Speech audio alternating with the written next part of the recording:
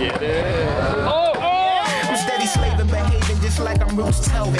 I feel dejected, rejected, sit on my stoop slowly. And it's better than Mike Jack with the White Sox. I'm steady slaving for days, just give me one shot. Slaving all day, slaving all night. We work slow days and we work slow nights. Slaving all day, slaving all night. We work slow days and we work slow nights. Slaving all day, slaving all night. We work slow days and we work slow nights. Slaving all day, slaving all night. We work slow days and we work slow nights. Day, slaving night, works days, works night. Slaving day, slaving night, works.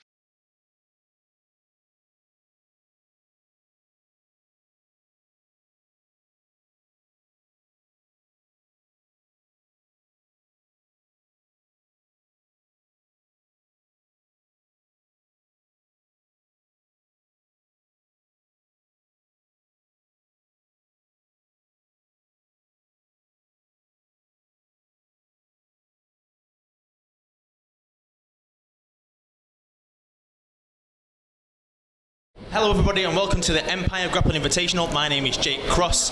We have a selection of great grappling action here tonight at EGI Island. First up, from the blue corner, is Riley Daniels.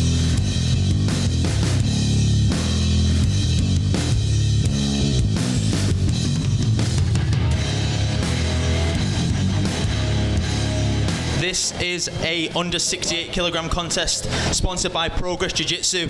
Coming out of the red corner from IPC Wrexham, Ieuan Lewis.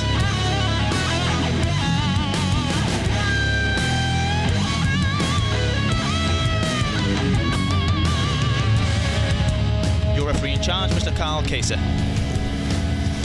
Our first match of the evening, Ieuan Lewis versus Riley Daniels. Should kick off a good card. EGI welcome. If you enjoy, don't forget to donate. So this should be a really dynamic match. Both guys like to start fast generally. Yeah, we've got Riley Daniels who really likes to use the cage. He's a MMA kind of competitor and definitely comfortable using the cage. So it'll be really interesting to see what he does with that later in this bout.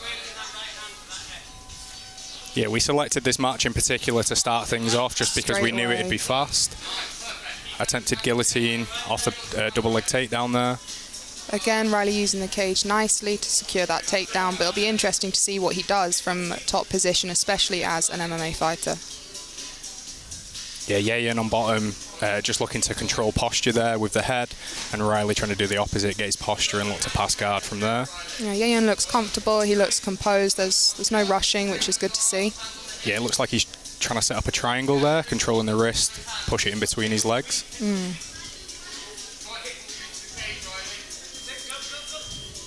It'll be interesting to see how competitors manage the cage, especially if they're trying to set up sweeps. Yeah. The rule set here, we're not going to reset when competitors are on the cage unless we deem it to be kind of hindering attack. The thinking kind of behind that was because we didn't want to end up in like a WWE situation where people get submissions and then you grab the rope and then that's kind of you get out of jail free card. But Ieuan's on a nice guillotine attempt here. Riley's got out. He didn't quite have a bite on the chin there. So they're being reset in the middle here just because they weren't really doing a lot against the cage. So they've reset. There's a slight age difference between our two competitors. We've got Ieuan at 29 and Riley at just 22, but it doesn't seem to be making much of a difference so far at all. Yeah, these guys compete in the same division on Empire. That was a beautiful hip bump and attempted triangle. Riley's passed off that. It's nice to see that he was looking for that hip bump, but the cage was in the way, so as soon as he secured the reset, he was ready to go on it. Yeah. Riley has passed. Yeah, he's got a nice crossface here. For a moment, I thought he was trying to set up a Darce, but he's bailed on that now. He's got a nice bite on the armpit there with a crossface, some nice crossface pressure. Ieuan really needs to start building a frame here, so rather than grabbing on, yeah, he's doing that now. He'll want to be careful extending those arms too far, otherwise Riley might capitalise on that. Yeah, we've had a nice fast start. Both competitors have had some success. We've had hip bump, close triangle, and Riley's kind of passed to side control. Fairly even up to now. Yeah, I was speaking to Shane Curtis prior to this bout, and he says that Riley always likes to push the pace and is willing to try anything to get the submission. He's a very submission-focused fighter, but it's great to see that he isn't rushing his submission here. He's really securing that side control and making sure that he does not lose it again. Yeah, a good tactic for sub-only matches that's kind of slept on is kind of cooking your opponent, kind of wearing them down, and submissions tend to open up as people get tired. Yeah, he's got time to work with here. He's not in an enormous rush, and he doesn't want to risk losing his positive position. Yeah, he's taken mount here. Again, he's progressed a little bit further than he got last time, but again, that beautiful kind of kip up that sometimes gets you into leg locks has brought us into the front headlock position. Ieuan's timing is really impressive, especially in this match. We're seeing him really wait. High elbow guillotine. He's not quite got it there. We're going for a Darce now. Oh, he's got the grip. It's all about the angle now, so he's kind of got his hands locked, not super deep, and he's got out. That was nice, using the butterfly to escape the Darce. Both competitors' corners very vocal at this point, giving their instructions to their fighters. Yeah, again, for people who don't know, on the Empire Grappling Invitational, the scoring criteria is what GrappleFest use, so it's submissions first, legit submission attempts, followed by positional dominance. Some really dynamic passing from Riley so far in this match. Yeah, we're fairly even on sub attempts as well. Riley had kind of a deep high elbow. He attempted the Darce, it didn't quite get there. Sitting back for legs here. Yeah, and Ieuan obviously had the guillotine attempt as well.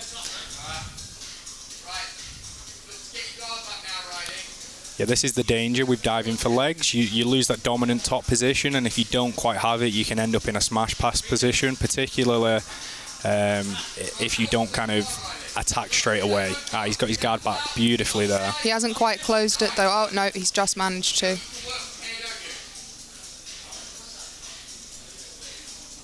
This is kind of the reverse of the beginning now. So Ieuan on top, looking to get posture. Oh, some beautiful rubber guard here. He hasn't controlled his left knee. That could be a possible area for escape for Ieuan, and he's out. Yeah, that's exactly why he got out of that position. He was looking to set up mission control in the 10th Planet system, but didn't cup his knee. Yeah, if you don't cup that knee, there really is just that weakness for people to explode out of it. It is not locked down. Ooh, beautiful. Incredible. Imanara. Beautiful. Will he be able to finish it? You've got to admire just going for submissions. We do have some performance of the night bonuses courtesy of our sponsors tonight. It's great to see a competitor who is really throwing things like that out there. He's putting the work in to, impress his crowd, and we like to see that on these kinds of shows. Yeah, both guys are going for it here. We've got a counter straight leg lock. Both guys clearly want the custom Empire mouth guards from our sponsor, XS Mouth Guards. If you are watching at home, please do give us a share on any of your social media. This is obviously not a paid event, and it would be great for more people to be able to tune in. So feel free to give us a share and tag Empire Grappling. So Riley's done a great job of trying to counter here. So one of the counters to that kind of outside ashy position, you can kind of step in and enter saddle. And he tried that for a moment and didn't quite make it.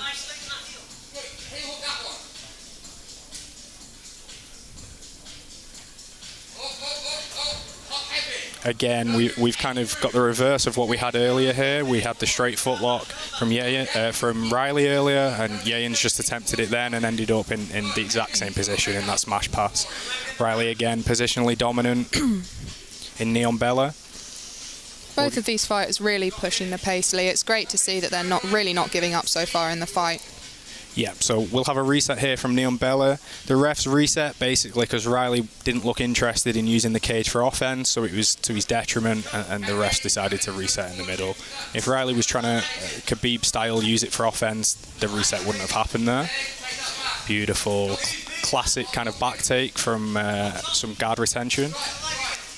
What I'm seeing so far in the match is that Riley's going for a lot of subs, but he's struggling to lock them down. We've got Ieuan, his timing with defence is really impressive so far. Again, he tried to enter legs and nearly got countered with a toe hold there.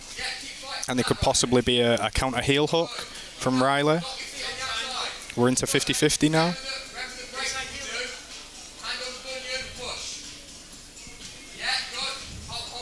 This event is run by Empire Grappling, the fastest growing grappling tournament in the UK, by the competitor, for the competitor. He's got a nice bite here. Can he secure that heel? Yeah. Again, he's splitting the feet nicely here, but he's not quite found the bite on the heel. That was a great match, fast-paced. Excellent match. Both competitors hunted from the start, and now it'll go to the judges.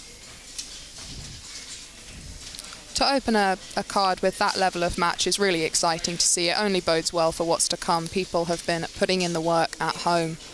Yeah, these guys compete on Empire regularly. They're both blue belts, but we kind of know that they go for it and they'll fight from the start, and this is what this show is about. It's about making a name for yourself, going out there and being hungry. Your winner, out of the blue corner, Riley Daniels.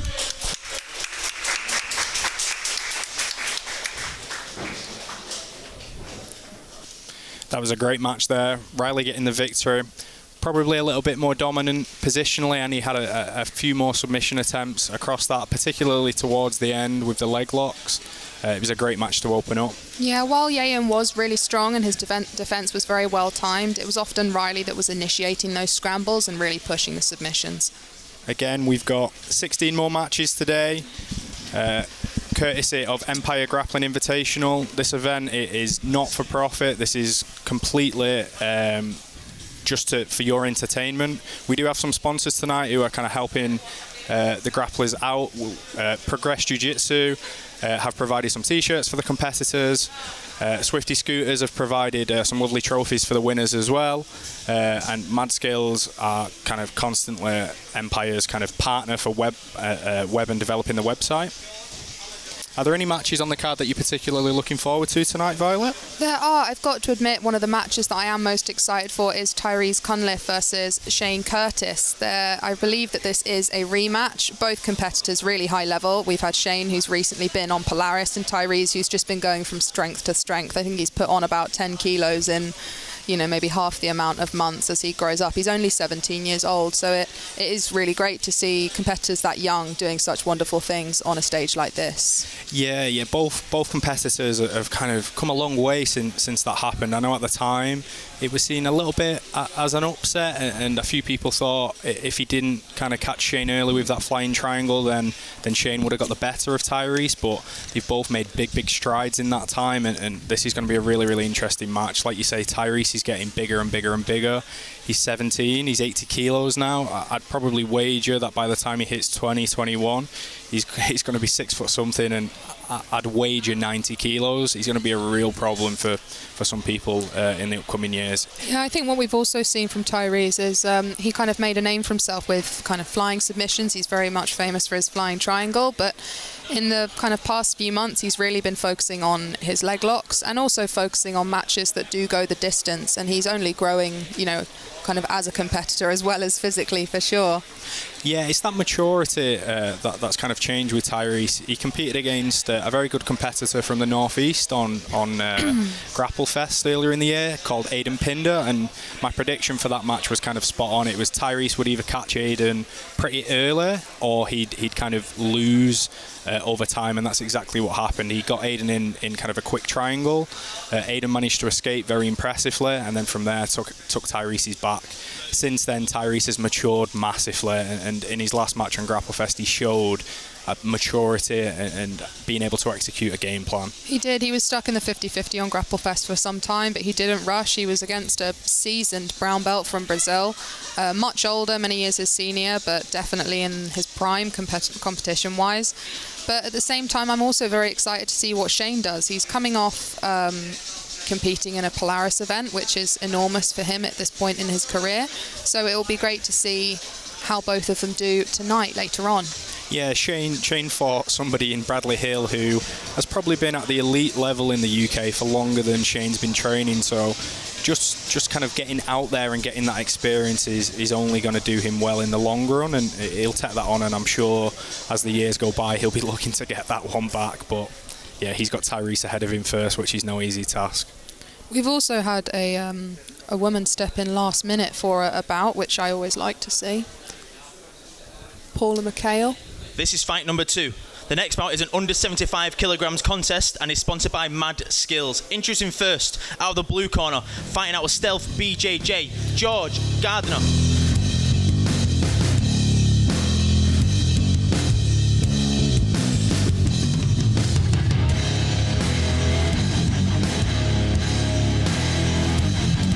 Next, out of the red corner, fighting out of Reps MMA, George Samuel.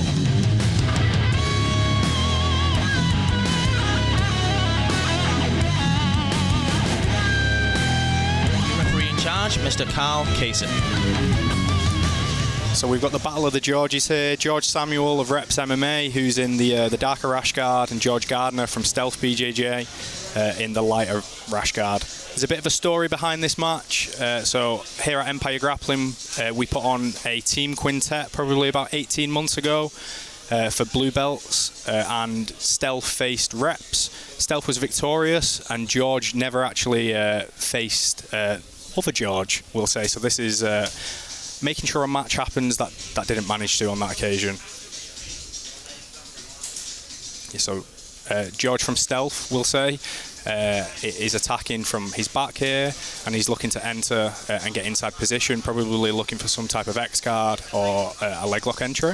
George Gardner is an extremely dynamic fighter, and he's very, very well rounded, but he is especially comfortable from the bottom, and he has been working on his leg entries recently, so it'll be interesting to see if he manages to hit any of those in this bout. Yeah, George Samuel, I know all of the guys at Reps MMA have really, really strong top games. They have kind of lethal guillotines and dash chokes, so this will be what he's trying to set up here. Interesting to see that left butterfly hook coming in from George Gardner. Yeah, let's look what he does with it. Oh, that's a beautiful exit. Lovely entry. Oh, he's entered saddle here. Fantastic. Oh, not quite. He's not quite got a bite. His inside legs not quite got there yet. He's going to need to separate those legs to finish that entry. So he's trying to do that now and fish for the leg. Very comfortable in his inversion. Yeah, George Samuel did a great job there, just keeping his weight back and just denying that entry to the legs. George Gardner trying to control posture. Both guys look very, very comfortable so far. George Gardner's obviously been a little bit more offensive up to now. It seems that George Samuel really came out blazing, but George Gardner has definitely met that energy. Yeah.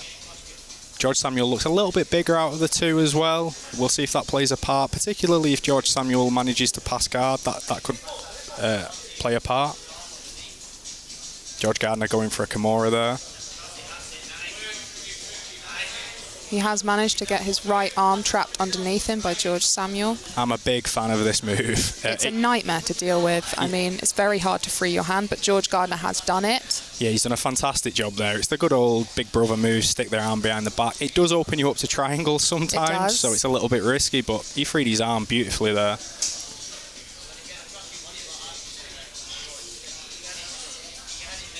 We might be looking at a hip bump here. George Gardner's got a nice bite of the elbow. Oh, he's going to rubber guard. Not quite. He's looking for it, that nice high guard.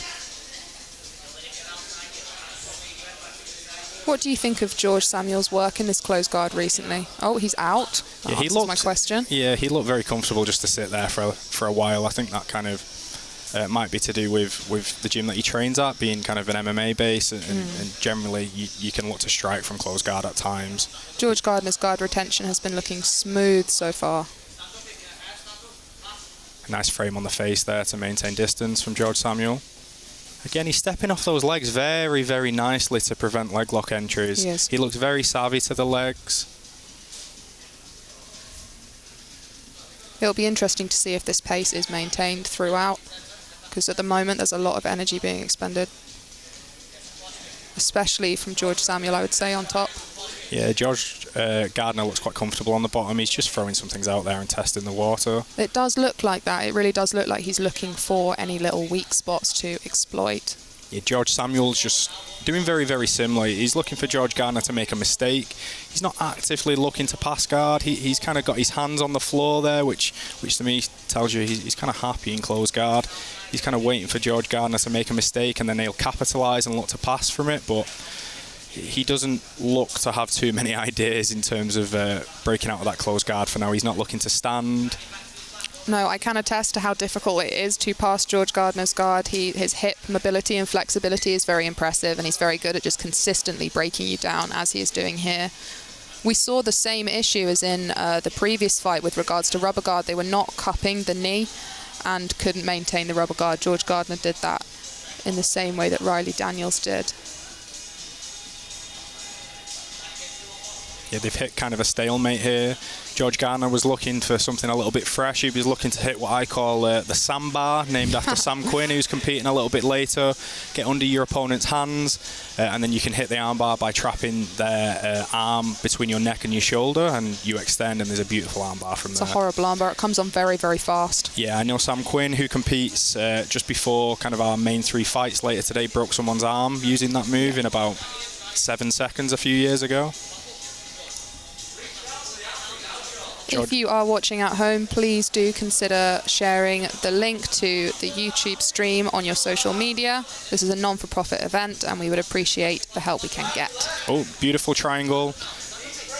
George Samuel's got some nice posture. George Gardner needs to control the head, which he's done there, but... It's controlled. He's back to close guard, so he's safe, but he did miss that entry. Yeah, I think the cage is playing a little bit of a part here. The cage kind of gives you a little bit of protection. With triangles in particular, you can kind of stack your opponent more efficiently against the cage. And coming from Reps MMA and him being very, very comfortable in this, I'm sure he's got bags of experience utilising that as a strategy. We've got 2 minutes left on the clock, so both men are going to be wanting to hit that submission. Again, George is going for that sandbar. I think he's trying to get inside position. George Samuel using very, very nice head position in there, making it kind of not very nice. If you're going to force me to stay in your closed guard, I'm going to ram my head into your chin, put my hands on your face, and just make it uncomfortable and try and force you to make a mistake. Again, George Gardner here, not cupping the knee, and that to some extent maybe his downfall with the rubber guard there. I think he's looking for a go-go platter. I've seen him hit that in the gym, but he is struggling to get to the lockdown kind of mission control position before he hits it. Yeah, I do think the size difference is giving him a little bit of trouble here. George Samuel's doing a brilliant job kind of just neutralising it. He's got nice hand on hips. He's going for the good old big man move on Americana from full guard, which is interesting, we'll say. I'd like to see some more work from George Samuel really trying to pass, and here it comes. Yeah, your wish is his command. Here it is. And off the back of that, George Gardner's looking to enter the legs again, but he could get his back taken here. George Samuel's got a nice crossface, and generally once you get that crossface, if you sprawl out, that can kind of neutralise it. But no, we're into saddle now. Lovely movement from George Gardner. He'll be looking to control that far leg. The heel hook's on the controlled leg that you have the saddle, but a lot of the control comes from that far leg. You can kind of pass the leg across and put it into your pocket, and then you have an open entry. He needs to knock him over now. Otherwise, the sprawl and the weight will come into play again. He does, and we only have 21 seconds left on the clock, so if George is going to hit his submission, rather George Gardner, he's going to... Oh, here's a back take. Yeah, this is the problem with leg entries sometimes. You can get your back taken off them from savvy people. Especially a very physical opponent. Reverse triangle, yeah, we saw Felipe Pena do that against Gordon Ryan a while back. This was a nice entry into the reverse triangle. He did actually get it locked up, but wasn't able to finish it. Great work from both Georges. Yeah.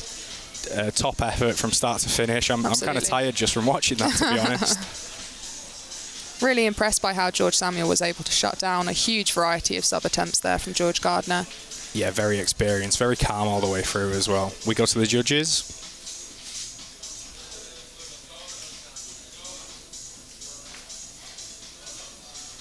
Thank you very much to our sponsors, Progress Jiu-Jitsu. Without struggle, there can be no progress. Visit their website, Progress Jiu-Jitsu, to see their full range.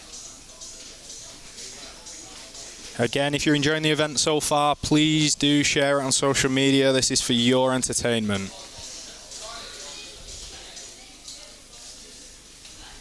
We're just waiting for our main man, Jake Cross, the man who kind of heads Empire Grappling to make this happen. It is a tense room while we wait for the result. Which George will take the crown? I think he's turned us off. It's a good line. Your winner, out of the blue corner, George Gardner.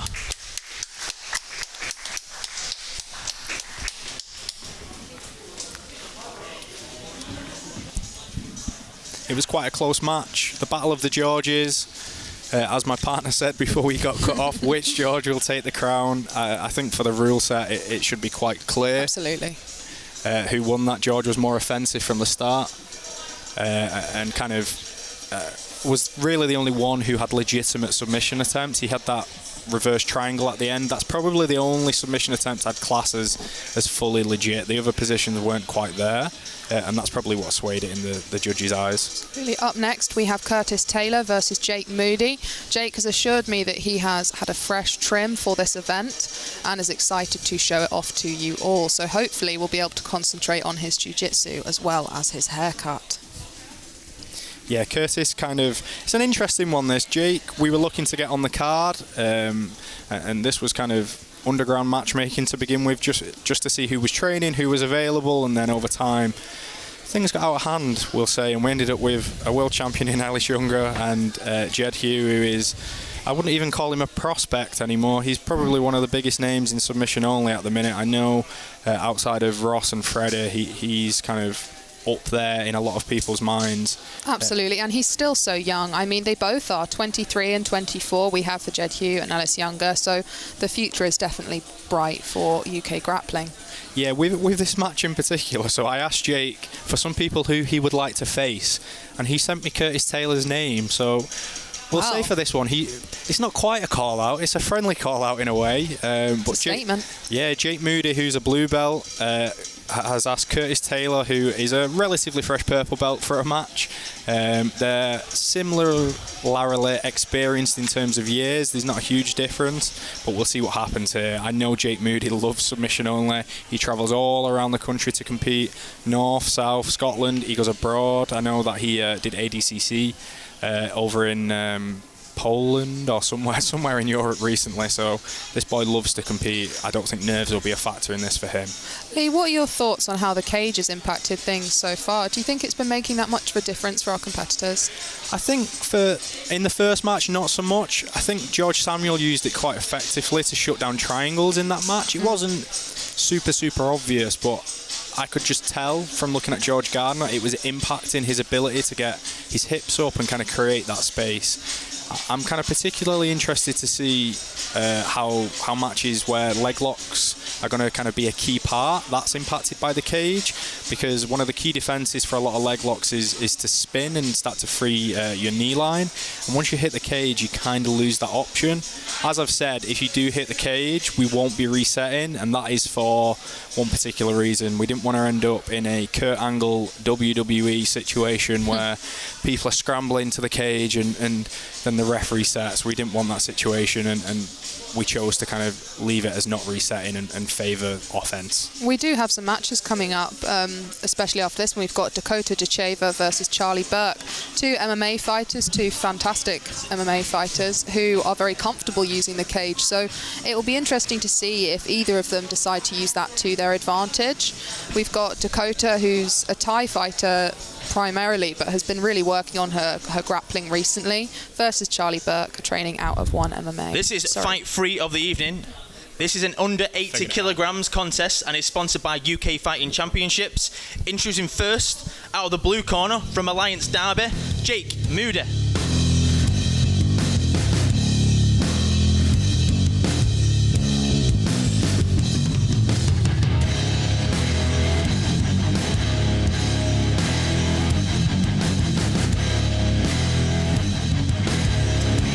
Next, out of the red corner, fighting out of Lincoln Grappling Coalition, Curtis Taylor.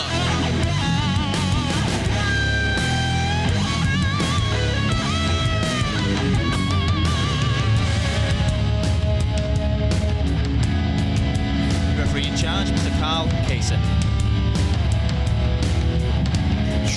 corner game for Jake Moody. He's got Jed Hue in his corner. He does.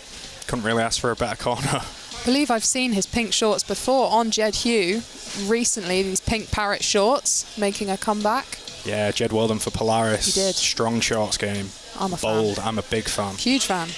I love some colourful kit. Yeah, I was a big fan of the Ollie Bates Tiger King rash guard at Grapple yes. Fest. I'm a big fan of Jake Moody's shorts here. So very, very similar to the last match. Jake taking inside position. He'll be looking to come inside and either get X guard or start attacking the legs. Just feeling each other out here. I don't think these two have faced before, so they're just trying to get a sense of kind of each other's strengths and weaknesses. Curtis very quickly trying to set up a Darce there, but didn't quite manage it. Coming out with a lot of energy, maybe a little nervous, but Yeah, they will possibly. surely settle in very soon.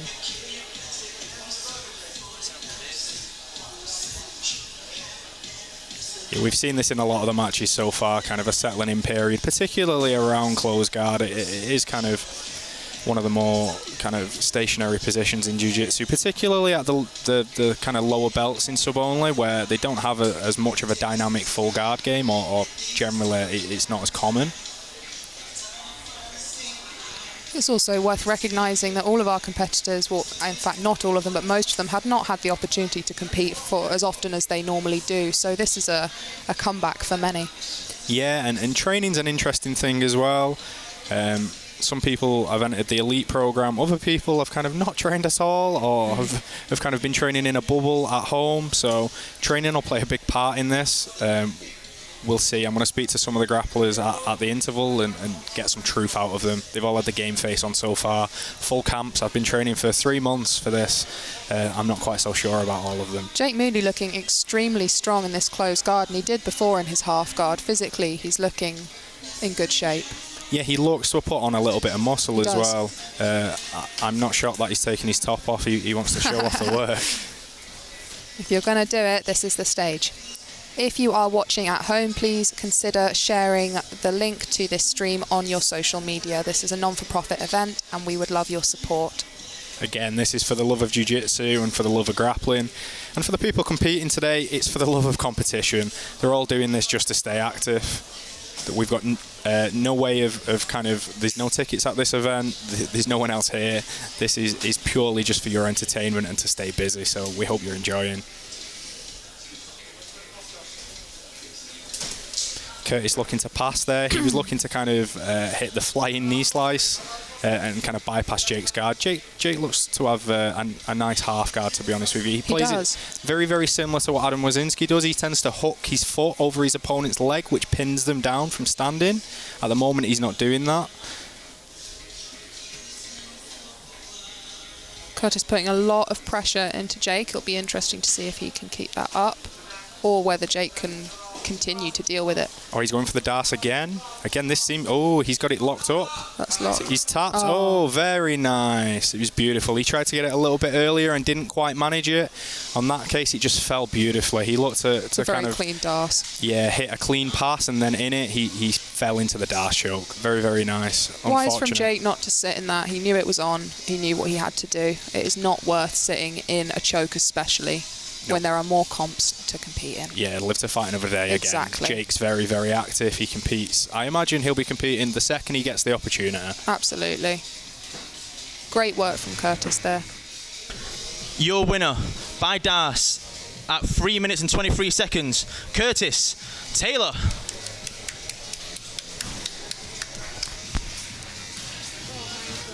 That's a very big well done to Curtis Taylor. I don't think he competes on the submission only scene that much, so I know nerves will have been a factor for him.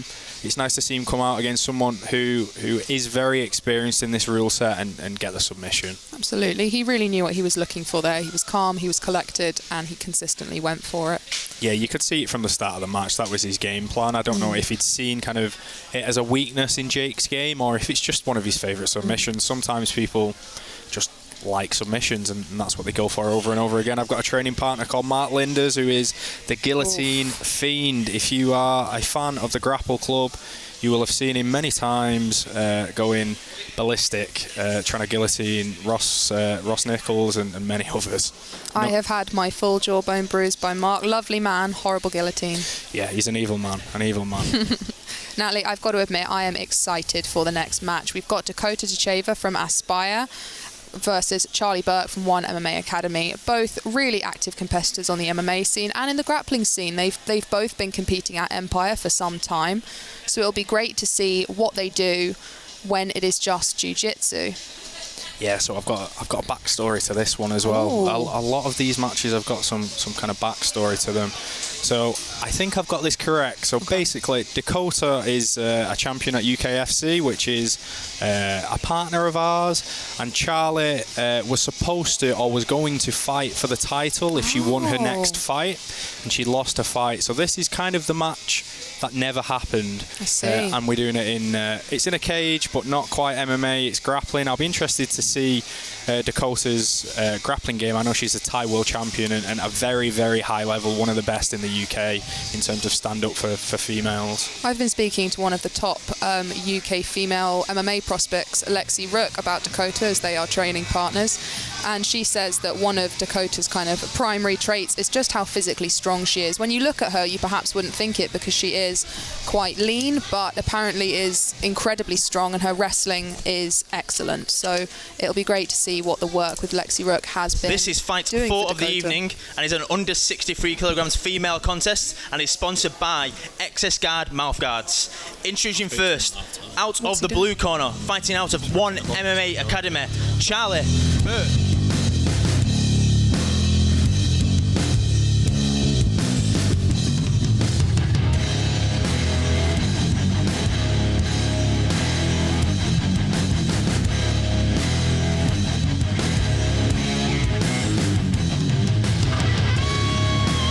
Next, out of the red corner, fighting out of Aspire, she is the current UK Fighting Championships Women's Flyweight Champion, Dakota Ditcheva.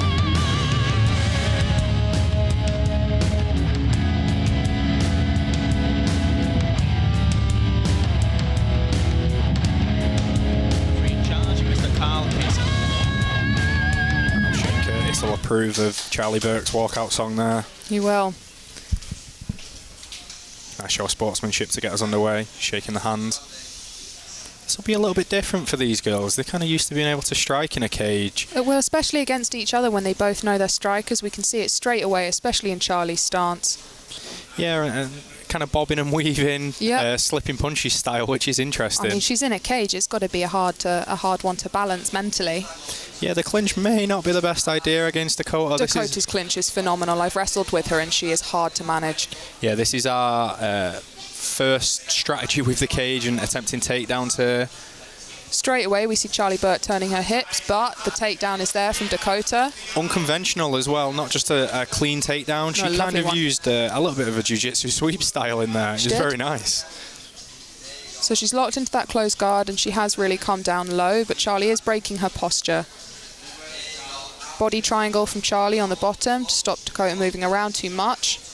Yeah, this is interesting in close guard. It's not something you see too often. It's uncomfortable though. It's uncomfortable. It does shut down your offense to some extent, so it's kind of a double-edged sword. It shuts down the person on top from attacking, but you lose the ability to throw triangles and arm bars. So I'll be interested to see how long she tries to keep this for.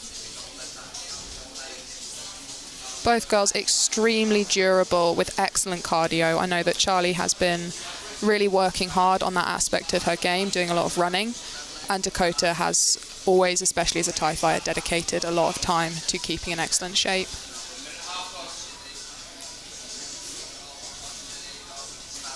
And Dakota trying to stand and looking to pass guard. She really needs to get a posture when she stands and start looking to break those legs and kind of get those legs uncrossed so she can start to try and pass. You can tell she's so strong and she's got kind of incredibly strong, amazing strength in her legs. We can see it for the first time there.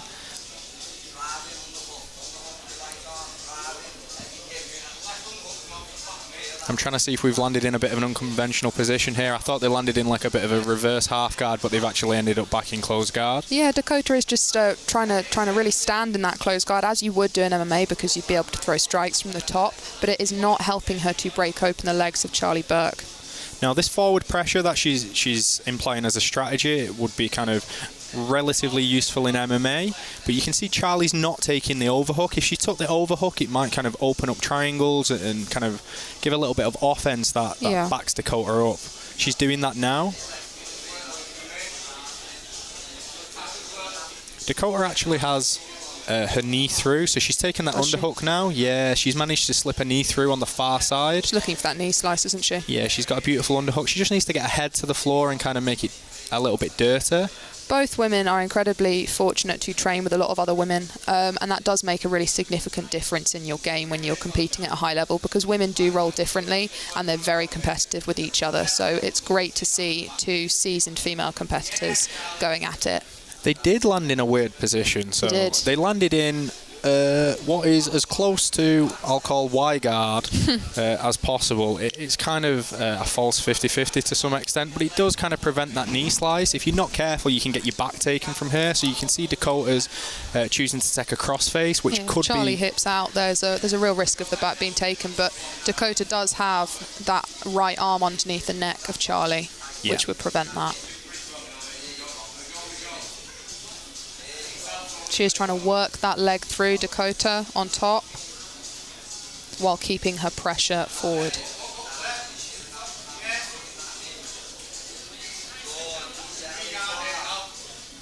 Oh, she stepped over. I don't know if she knows she's in saddle. We've got a Kimura attempt from Charlie here. It wasn't quite on. I know that Charlie is interested in working some leg entries in this, but she hasn't quite had the opportunity to do so yet, especially with that forward pressure. Dakota had a lovely passing position there. She stapled the leg to the floor very, very nicely. I know Gordon Ryan loves that and has a DVD on that system that a lot of people are a fan of. Speaking to Lexi Rook about Dakota recently, as the two MMA ladies train together, and she says that Dakota's grappling and especially her wrestling is just going from strength to strength, which is great to hear. Yeah, she had the underhook there and she's chosen to give it up. She could have kept the underhook and then come back to the other side and hit a knee slice, but it looks like she's let go of that in favour of trying to get a submission. That is, of course, the #1 criteria here for the judges. She seems to be trying to hit an Americano. Not quite sure if it's there at this time, because Charlie's on her side and she's tucked her elbow. Great top pressure from Dakota. She just needs to work on isolating some of those limbs or a neck in order to get the submission. Yeah, she could have a lovely back entry here. If Charlie keeps turning the other way, she could kind of get a gift wrap and pull to the back. Again, she's trying to staple her free leg onto the hip, elevate her hips into the air to try and free the leg. She's not quite been successful with that yet, but she'll keep chipping away. Charlie's doing a very good job of hanging on to that leg in this position. We've seen the cage here. She's trying to use the cage to aid with her defense. If she's not careful, her arm closest to Dakota's hip could be in danger. There's a nice arm bar you can take where you step up and trap the arm and get like a Kimura style arm lock. She also managed to, she let Dakota pass to mount by pushing off on the cage, and by opening her legs, Dakota was able to free her own leg. I'd like to see Charlie really look at getting those elbows back to her sides. They are in risky positions here, as we can see Dakota capitalising on. I'm very impressed with Dakota's mount here. Very, very classic style of mount. Slowly, slowly. Yep. Move one arm up, move your knee up to save your progress, as Dan Strauss likes to say, and then start trying to work on the other side. As the arms get above shoulder height, you can start to open up arm bars a lot easier. You have less of a distance to go, and arm bars, triangles, things along those lines become a lot easier.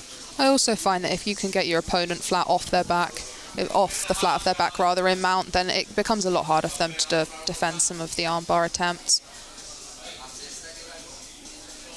Really tricky for Charlie here when she's up against the cage. She's managed to get a guard She back. has.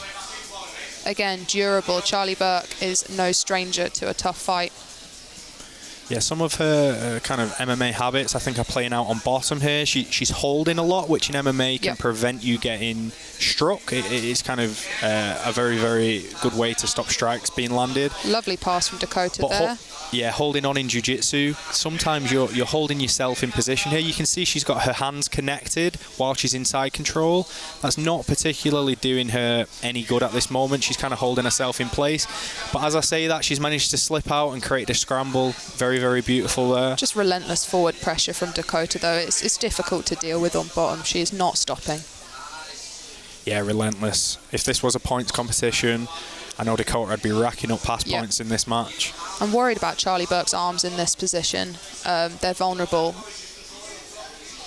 Yeah, they're vulnerable for a number of kind of things. There's arm locks that you can implement with your legs, judo style, or you can start to work the arm up and look for kimuras or for head and arms as well. It looks like she's going for a reverse triangle here. Yep. It looks like it's locked. I think Charlie's arm's just in between. Is it? So this is why she's switching to a kimura. Beautiful. That was a very nice match. I'm very considering on paper Dakota's a world-class stand-up Thai fighter. I'm very impressed with her ground game. Also impressed by Charlie Burke. She really did manage to sit through that and not give up too much. Yeah.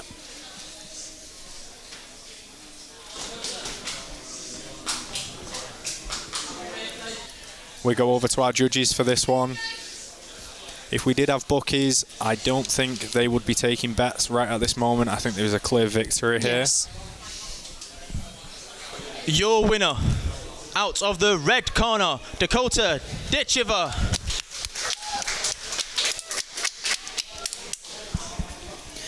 The main man handing over our trophy, which was generously created for us by our sponsor Swifty Scooters. As well as some soap from Idi Pure, who have been a long-time sponsor of Empire. Yes, I have won some of their tea tree soap at one of the Empire comps, and it is still my favourite to this day. So highly recommend the Idi Pure soap. It is wonderful. Oh, I'm a big fan. We've kind of this is gonna sound like a bit of a YouTube ad, but I promise you it's not. I just like the soap. I like the soap too. Yeah, we've kind of skin infections and ringworm, and kind of everyone's worried about COVID at the minute, but generally grapplers are more worried about ringworm. I promise you, Idi Pure. If you want a grappling soap, it's the one. Right. No more going on about sponsors for the time being. Let's have a look at the card again. Okay. We've got another women's match very, very soon. Oh. Again, and I'm going to talk this one up big time. So we have Libby Genge, who is your kind of young up-and-comer. Absolute monster. She's trying to take the Tyreeze path. She's a little bit younger. She's won everything there is to win at kind of kids level, to be honest, traveling the world. She's won the Pans, I believe. I believe she has won the Pans. Also, the thing that, I will be honest, I'm one of Libby's main training partners, and what impresses me the most about her is she's very young. She's 16, but throughout all of her exams, her GCSEs, she would be on the mats studying in between sessions, and she does extremely well at school.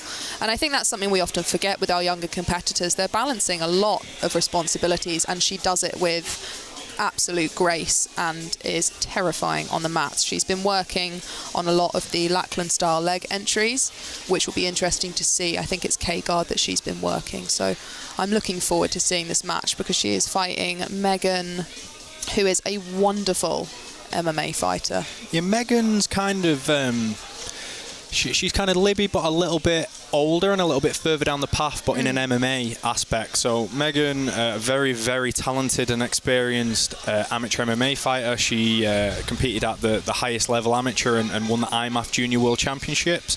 So whilst there's kind of a belt difference here, they're very, very similar experienced. I'm going to hand over to our MC now. The next contest is fight 5 of the evening. This is a 90 kilograms contest and is sponsored by AP Hall Design and Build. Introducing first, out of the blue corner, fighting out of SBG Rochdale, Phil Wood.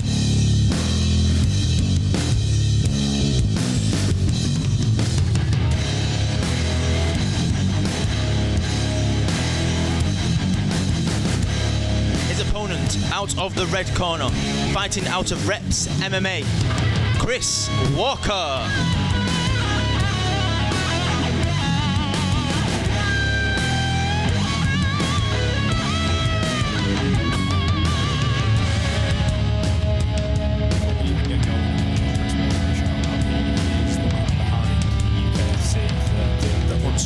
hero Jake and Chris's coach kind of are two of the main men for UKFC, and Chris is the unsung hero, sets up the cage and whatnot.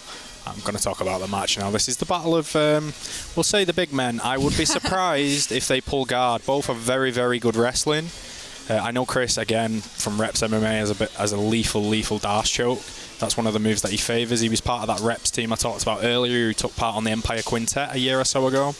He made the mistake of kind of testing the waters and putting his foot on Phil's knee there, and quickly Phil snapped up the single leg and pushed him to the cage.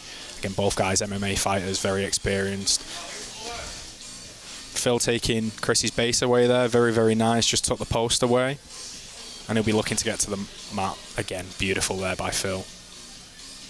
These two are managing to make this quite large cage look quite small. It'll be really interesting to see how they manage to wear throughout the match and whether they'll keep up this same pace. Yeah, this is one of the matches where the cage will heavily be used. I know that people are going to be rammed up to the cage. There are no slams on this event. It looked like we might see one there for a moment. No slams, we don't want a rampage incident. This is grappling and not MMA. Phil using a bit of restraint. I think he forgot where he was for a second, being in the cage. Yeah, that forward pressure is relentless there, really pushing him into the chain link of the cage, which can be really uncomfortable, but these two are very much used to it, so I think they'd fare better than I would. Yes, Chris is cutting a nice angle on bottom here. I'm not quite sure if he's got the arm pulled across, but he could be onto the back here. He's looking for that back, yeah. Yeah, the cage is preventing him. This is kind of very good strategy from Phil. If that was in the middle, he might have got his back taken. What Phil wants to do here really is kind of square up GSP style. GSP was fabulous at this in MMA and squaring up and shutting people down, and that's to some extent what he wants to do. Chris trying to throw up a triangle here. Again, I think the cage might play in Phil's favour. You just can't cut those angles with the cage in the way. Yeah, it changes things big time. I can see that he's kind of getting inside position on the non-triangled arm to try and clear it, but Phil's keeping his hand in tight just to keep the space. Thank you very much to our sponsors, Barefoot, which is a wonderful brand for sliders and apparel. Visit barefootjj.co.uk to get some for yourself. If you've not seen it yet, please go on Craig Jones's Instagram and have a look at the kind of barefoot, we'll call it a swimming costume. I don't know that we should be recommending this to our viewers, Lee. It depends on the viewer. Not safe for work. If you're over 16, go and have a look at, we'll call it a leotard, the Craig Jones leotard. Beautiful. Big fan. I'm going to bump that to 18 plus. Yeah. But if that's your bag, it is quite the sight. It's the darker side of Instagram. Very, very similar here. Phil using the cage fantastically, and Chris trying to look for a triangle. I'm very surprised at his bottom game. I've not seen his bottom game. Strong. Yeah, I've refed him a couple of times, and generally he's kind of plays on top and looks for dash chokes and heavy. Very similar to what Phil is doing, to be honest. But on the bottom, he's kind of cutting nice angles, looking to tap the back, possibly get an arm bar. I'd really love to see this reset in the middle. I'd like to see what he'd be able to do from the bottom if the cage weren't in the way, but he's doing a great job as it is. Yeah, possibly. Our ref might be... Oh, he's onto the back just as we say that. Lovely work. Yeah, he's been looking for that from the start. He's got a body triangle as well. Not interested in the hooks. No points here. So body triangle's a great decision, but it is on the wrong side. Well, not the wrong side, but the weaker side with his feet crossed on the bottom. Yeah, old school times, people used to say the body triangle on this side was wrong because you can get foot locked, which you can. But I know nowadays it's very rare for people to tap to that. It's hard. Yeah, it's quite hard. People have got like ridiculous flexibility nowadays. I'm not a fan of getting foot locked on that side. I've got dodgy ankles and generally I'll tap, so I avoid it. Again, still right up against the cage. They're difficult to escape. I'm debating whether or not this is kind of helping or hindering Chris here, if I'm honest.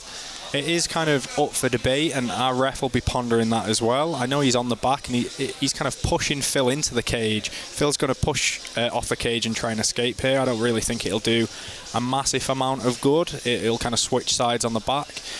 What Chris does have here is a body triangle with inside position with his leg. Tom Halpin's a big fan of that. Yes. If you want to look at kind of a condensed version of the Danaher DVD, I can highly recommend the Halpin Back Attack series on YouTube, where he goes over very similar stuff to what Chris is doing here. Chris has got kind of the straitjacket control of the underarm. He's got a body triangle as well, and occasionally he's switching the body triangled leg to inside as well, because it stops your opponent from switching sides. Can really recommend that Halpin instructional, especially if you're tired or you have an injury, because you can drill that hand positioning and those movements with your back against a wall if you are sneaky and lazy like me. But learning how to hand pummel, it really is key to doing well if you want to attack from the back. Got a bit of an interesting spot here. We've got a bit of an old school headlock that's occurring. If your gym has fundamentals classes, generally you know how to get out of that. You pull on the far shoulder and your head will pop out, and then you come to the back. Exactly what's happened here. We've got about 2 minutes left. I'll be interested to see how this has been scored. That body triangle looks tight. Yeah, uncomfortable. Yeah, no interest from Phil in kind of trying to split those legs there and kind of try and get a footlock. Very nice, very, very intelligent there, span, and just wanted top position.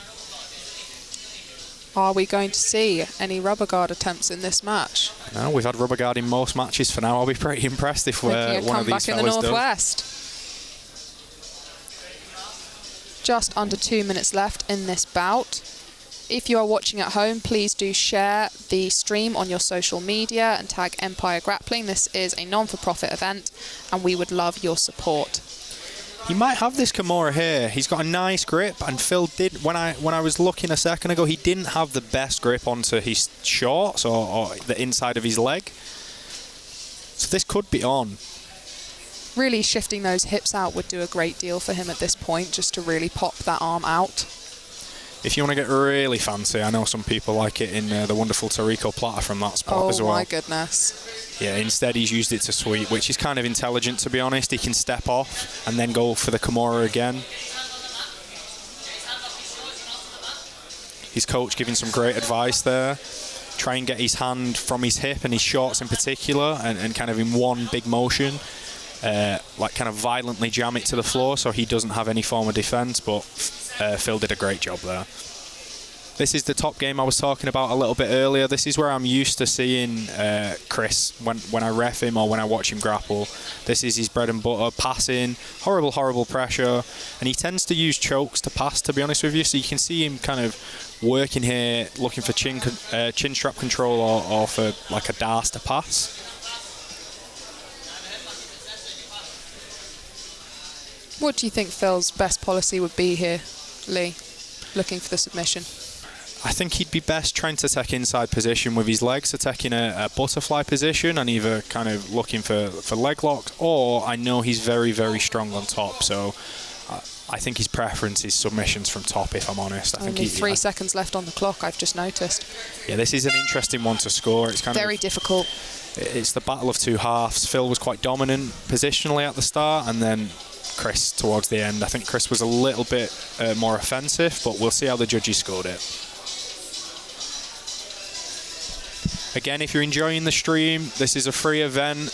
We'd love to do one of these again soon. If you can donate £1 or any form of money, we would greatly appreciate it, and we will try and do another one this year.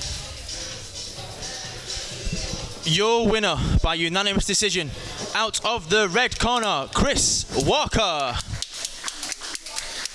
It was quite even positionally there, but I think Chris was a little bit more offensive when he got those strong positions. So he got to the back and he was actively looking for chokes, whereas Phil was very, very positional based, and that was his focus. So I'm going to talk about another match that's coming up very, very soon. We've got Marlon Jones from Aspire against Jack Fletcher. Marlon's one of the brightest talents, to be honest with you, in UKMMA. He's not even 20 yet, and he comes out of one of the top gyms in the country, to be honest. He's got great training partners like Mohamed Mokayev, as well as Liam McCracken, who's fighting later on, and he's facing Jack Fletcher, who is one of the most consistent competitors at kind of under 70. We saw him on Grapplefest a number of times. He was victorious on Grapplefest very, very recently, and he travels again all around the world. He's your traditional jiu-jitsu fighter against Marlon Jones. We've tried to do this on purpose to some extent, kind of get a bit of that UFC old school flavour, MMA fighter against traditional jiu-jitsu fighter. I'm going to say this now because some people are going to think Marlon's jiu-jitsu game is going to be not necessarily jiu-jitsu based. It's going to be a very MMA oriented jiu-jitsu style. It's not. I've reffed this kid. He's very, very good off his back. He has a wicked armbar.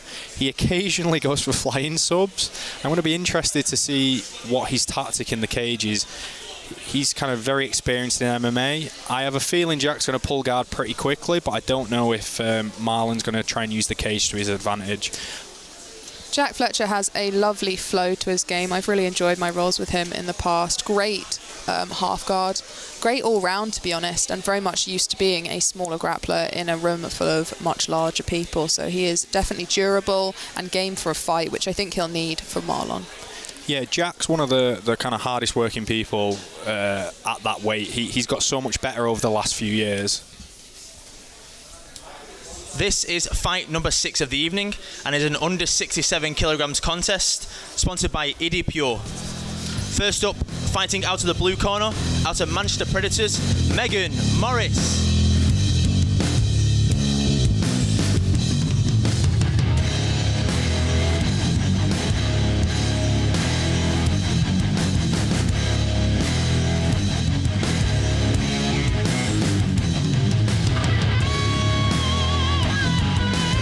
Out of the red corner, from Stealth BJJ, Libby Genge.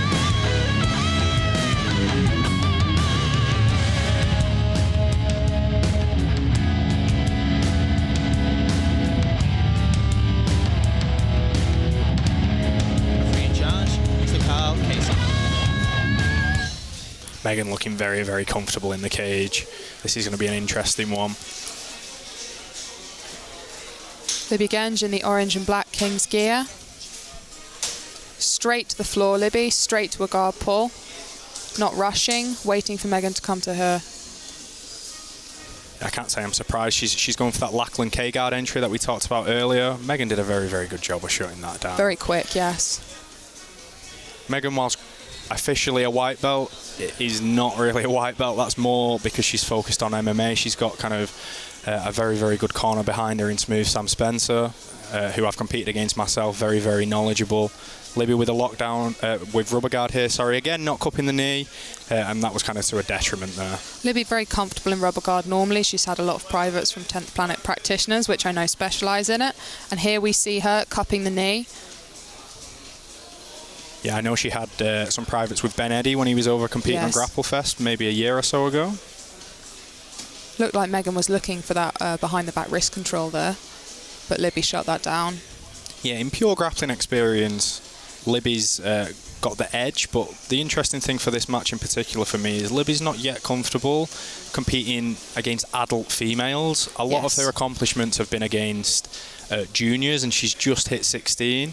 And while she might have an experience edge on kind of a lot of adult blue belt female competitors, she's not used to the physical aspect. And you can see Megan here, some beautiful kind of pass attempts. Very calm on top from Megan. She shut down some quite complex, entries there and is looking to pass. Yeah, Libby with a strong underhook here. Libby's deep half is one of her strengths. She's very comfortable from there, and you can see her looking to come underneath.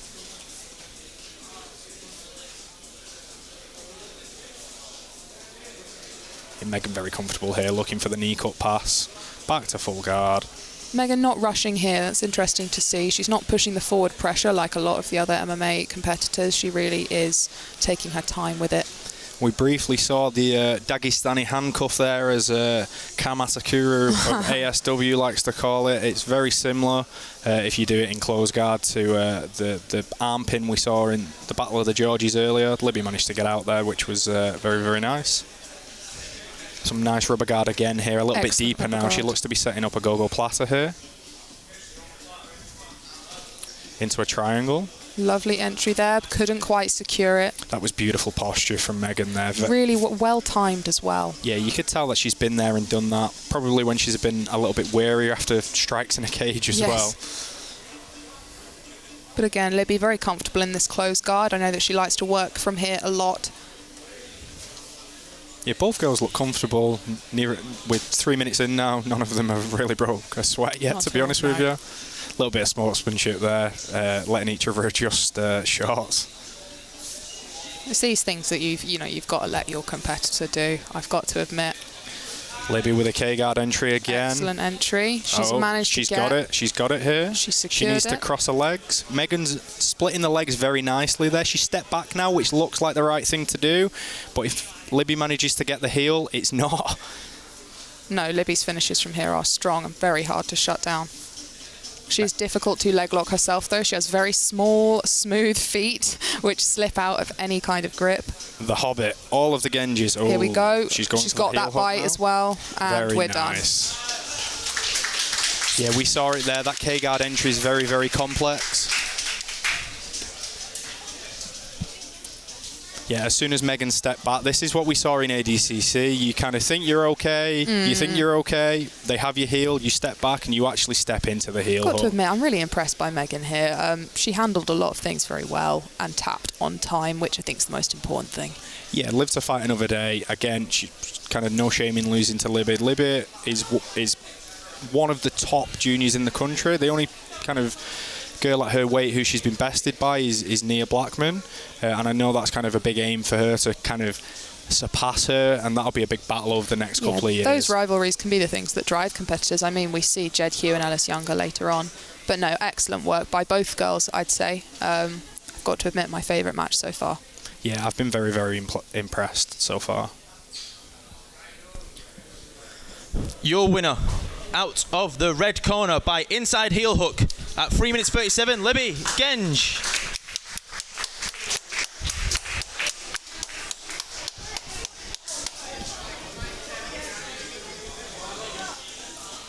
Beautiful show of sportsmanship there from the two ladies.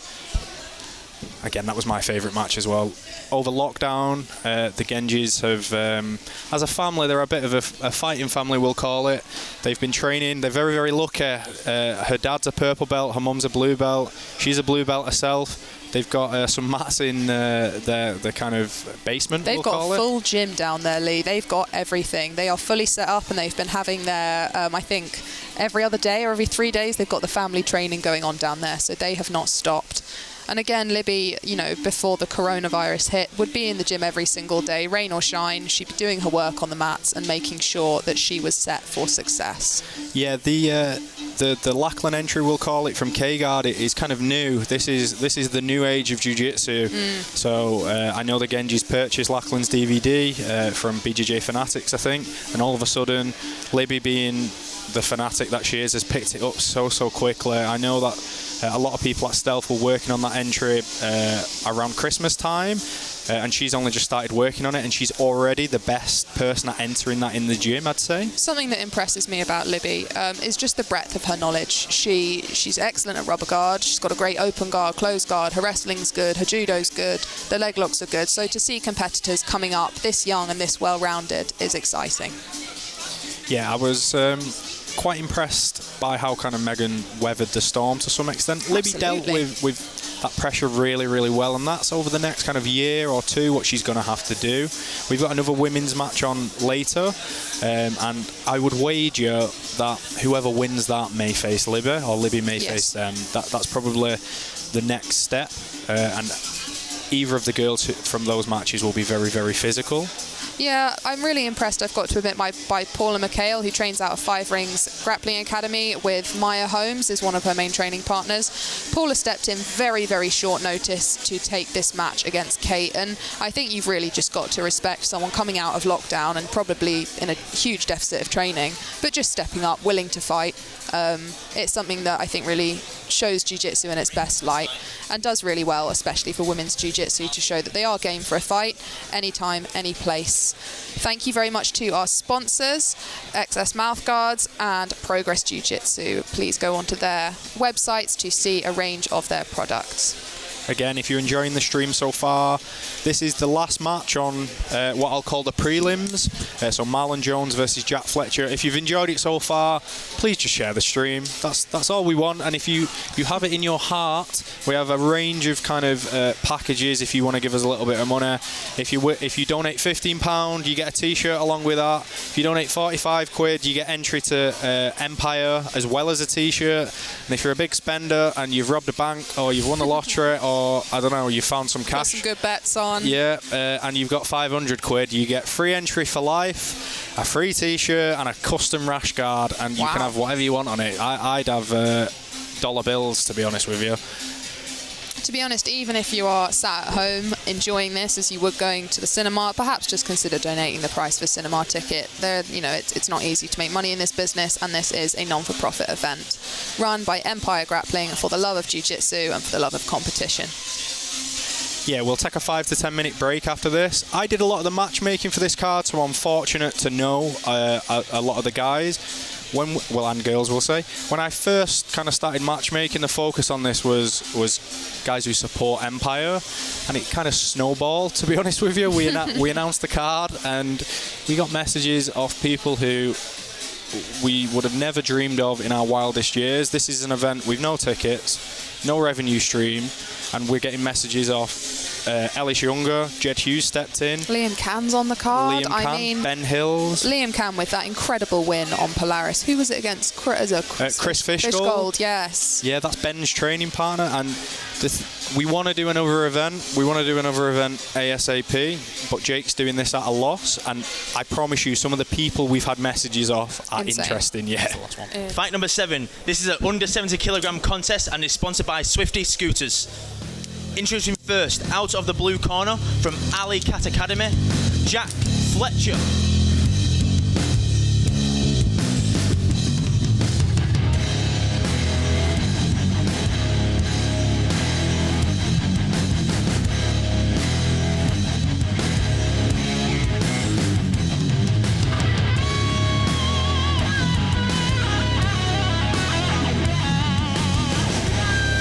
His opponent, fighting out of Aspire, he is the current UKFC Bantamweight champion, Marlon Jones.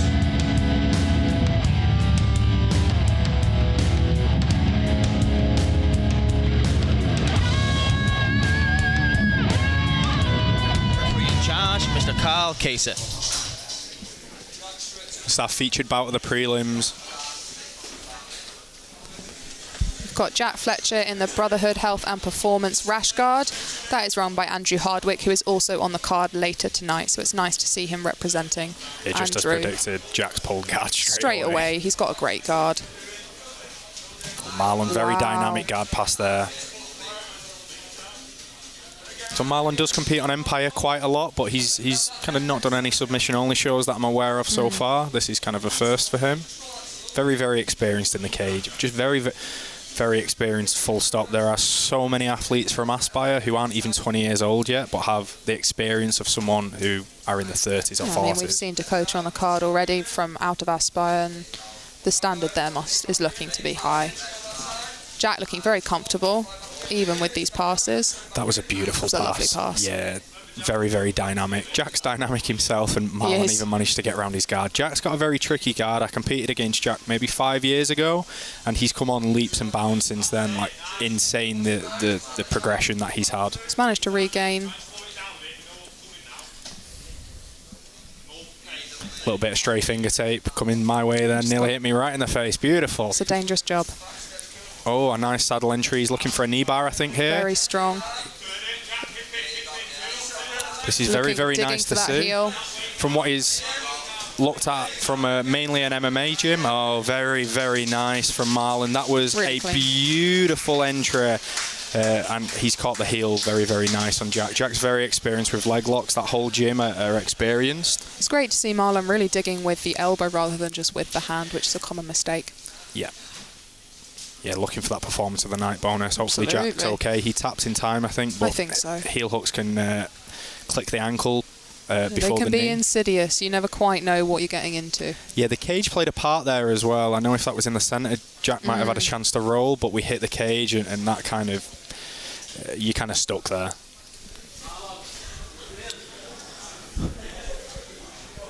Your winner at 1 minute 27 seconds by heel hook at the red corner, Marlon Jones.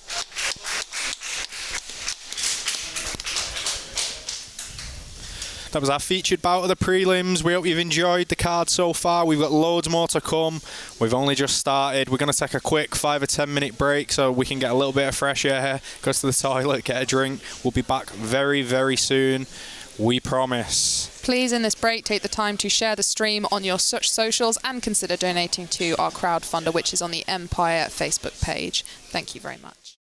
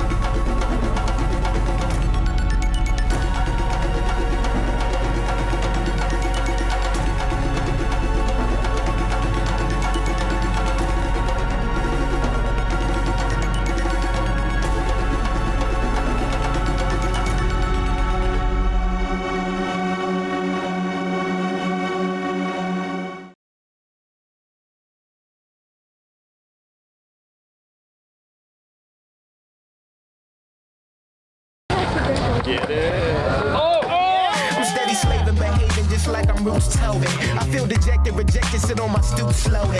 And it's better than Mike Jet with the White Sox. I'm steady slaving for days, just give me one shot. Slaving all day, slaving all night. We work slow days and we work slow nights. Slaving all day, slaving all night. We work slow days and we work slow nights. Slaving all day, slaving all night. We work slow days and we work slow nights. Slaving all day, slaving all night. We work slow days and we work slow nights. Day, slaving night, works days, works nights. Slaving day, slaving night, works.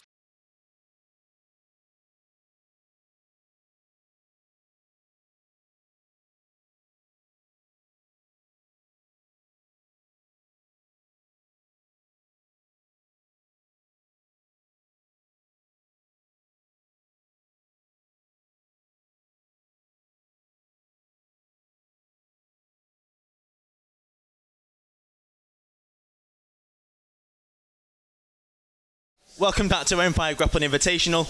The next contest is a under 80 kilogram contest and is sponsored by Barefoot Jiu-Jitsu. Introducing first from 53 Degrees MMA, he is the UKFC lightweight champion, Teddy Stringer.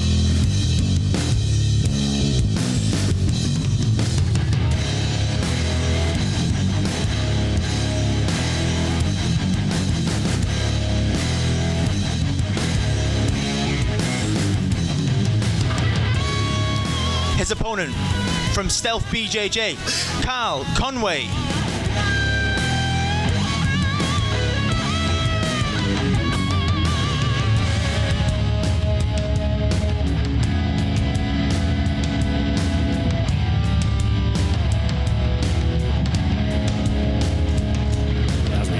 This is a rematch. from role models. It was in the gi last time. Carl was victorious. This is very different. No gi in a cage in particular. Teddy, UKFC champion. Really, really dynamic. Absolutely loves grappling as well. Mad for it. You always see in his matches he's super, super dynamic. Fights out of everything. Fights for everything. So this will be a tough match. Nobody beats Teddy easily. Again, going for the cartwheel pass on Carl there. We're back into butterfly with the overhook. Carl's very happy here. He's happy working from here, so it'll be interesting to see what Teddy does with the passing. Yeah, he's going for that body lock pass now. Again, we alluded to this earlier. Carl has some of the strongest legs you will come across. They're going for the triangle.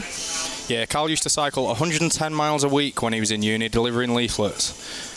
Absolutely terrifying. So this triangle is not going to be fun for Teddy. He's dealt with it quite well. He's stacked and then he's come back and got out. The body lock kind of does open you up to some extent to triangles. If you can take an overhook and frame off the other arm, you can set up triangles quite nicely from there. Unsurprisingly, we are seeing some fantastic posture work, especially from our MMA, based competitors, and it is shutting down a lot of the more jiu-jitsu based competitors' sub-attempts, as we did see here, I think, in the triangle. Yeah, Teddy competes. He's kind of very, very focused on MMA, and that's his end goal.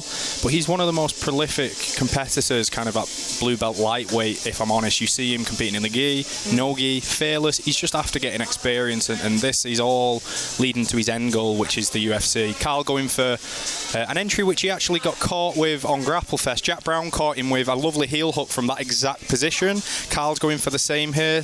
Teddy fighting out of it. Carl could take a knee bar here if he wanted. He's really going after that heel. It's personal. Or a calf crush. So he's taking a calf crush right now. He needs to make sure his knee line's clear. And he's up on top. Teddy going for a counter leg lock.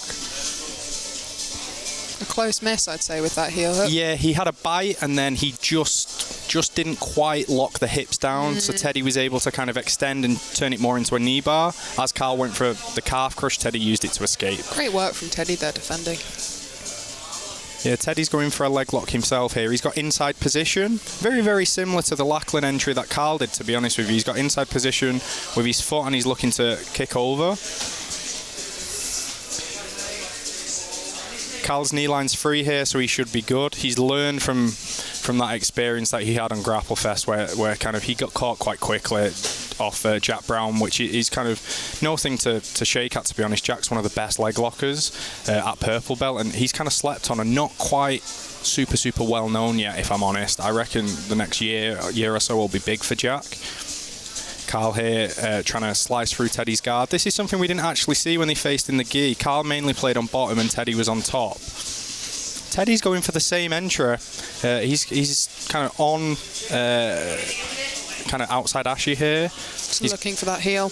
Yeah, Carl is very, very difficult to heel hook, if I'm honest. He has phenomenal defense.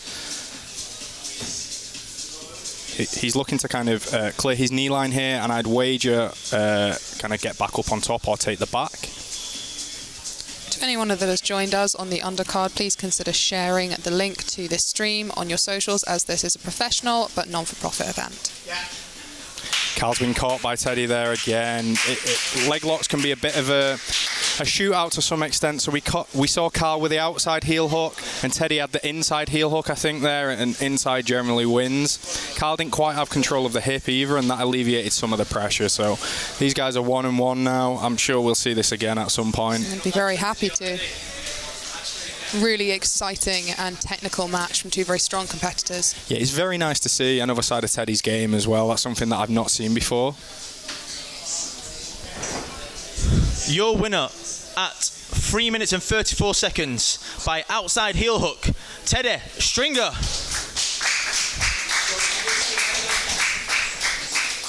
As I was alluding to there, that's kind of a new aspect to Teddy's game that I've not saw before, to be honest. And it's quite nice to see what is an aspiring professional MMA fighter, currently an amateur, kind of exploring leg locks, if I'm honest. His entries were very, very nice. Carl hit him with that Lachlan style entry first, and then Teddy's doing very, very similar entries. He kind of entered into outside Ashy, attacked the legs himself. Sometimes if you open the door to leg locks, it's like Pandora's box. It's not a door you're going to close, so it is worth thinking, if you're competing against someone, whether that is a door you want to open. It's certainly one that I consider. pressure when I compete. Yeah, 100%. I've had a similar experience myself, kind of getting in a shootout position, and it's kind of gutting it out to some extent. And yeah, you have to live to fight another day on occasion. Very, very nice win for Teddy there. Up next, we've got Liam McCracken. This is another one of those rising stars from Aspire. Absolute juggernaut for under 20s in particular and MMA. You've got Mohamed Mokayev making his professional debut from that camp very, very soon. We saw Marlon, despite kind of being billed as an MMA fighter, with phenomenal jiu-jitsu earlier, really dynamic passing and a beautiful leg lock entry on what is a very experienced Jack Fletcher. And we've got Liam facing off against Anthony Duffy. There's a bit of an age difference here, you might notice if you've seen the card. So Liam's 19 and Anthony's 40. Anthony asked for this match specifically, so he faced Liam very, very recently, I believe, and was kind of dominating on points. I wouldn't say dominating. He was winning on points and was controlling the match, and he got caught by Liam and submitted. So he wanted this match back, which you've got to respect. Anthony's game for anyone, any place, any time, doesn't matter kind of the age. You've got to kind of respect that as game as they come. You get that a lot from ASW fighters, to be honest with you. You'll see Simon later, very, very similar. Yeah, it's in their training style. I think across multiple gyms, they really do just grind out hard round after hard round, and they are game for anyone. I know that I've certainly enjoyed going down to ASW with Cam in Manchester and would recommend it to anyone. The standard of wrestling there is immensely high level, and I think the standard of coaching is even higher. Yeah, 100%. It kind of all comes down from Darren Morris, if I'm honest with you. It comes down to Cam and then Chris Thompson, and then from Chris Thompson over to Kev, who is Anthony's coach. I'm going to hand over to Jake now. Your next contest for the evening is an under 75 kilograms and is sponsored by Progress Jiu-Jitsu. Introducing first, fighting out of the blue corner, ASW Liverpool, Anthony Duffy.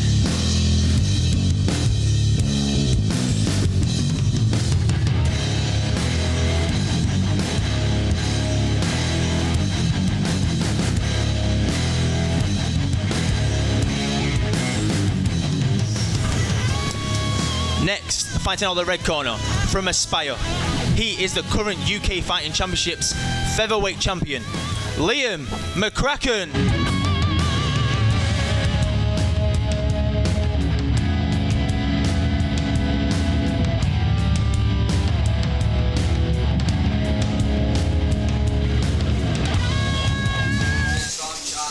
This will be a really interesting match. I know Anthony Duffy's got an absolute lethal guillotine, so I'll be interested to see what happens here. I'll be surprised if he pulls guard. The old adage from anyone who's from ASW is we do not pull guard.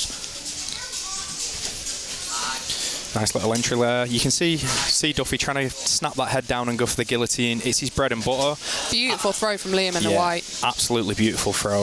Dynamic and nice. Looking to settle down here. Duffy just don't want to let him settle into that side control. Liam's arm's in a bit of an awkward position here, so Anthony's trying to get a bit of it's sort of a neck crank, which will give him a little bit of space, but it can be awkward and get you a little bit stuck, if I'm honest. He's let it go to push off on the hips. Yeah. Straight onto the back. Took the turtle there, and Liam straight on the back. Got that very, very nice seatbelt. Be interested to see if he tries to get that overhook in. Some people like to just leave the one hook in and cross the feet because it lets you control the hips. Lets you control the top knee as well, because you can hook underneath it, which can prevent rolling from your opponent. Yeah, he's working towards a body triangle here. It's kind of similar to a match we saw earlier where he's taken the body triangle and left the leg on the inside. He's working for a rear naked choke now, and he's got it. Beautiful, beautiful. Amazing work there. Yeah, you have to. Smooth. Yeah, you have to respect Anthony Duffy for specifically asking for this match. He wanted to get the match back, so absolute respect for him. He'll be back. He'll be competing again soon. I'm very, very sure. Thank you very much to our sponsors, Progress Jiu-Jitsu and Swifty Scooters. Yeah, again, we've had a couple of people from UK Fighting Championship so far. They're also our partner, the leading amateur MMA organisation in the UK, creating tomorrow's UFC champions. Your winner at 1 minute 17 seconds by rear naked choke, Liam McCracken.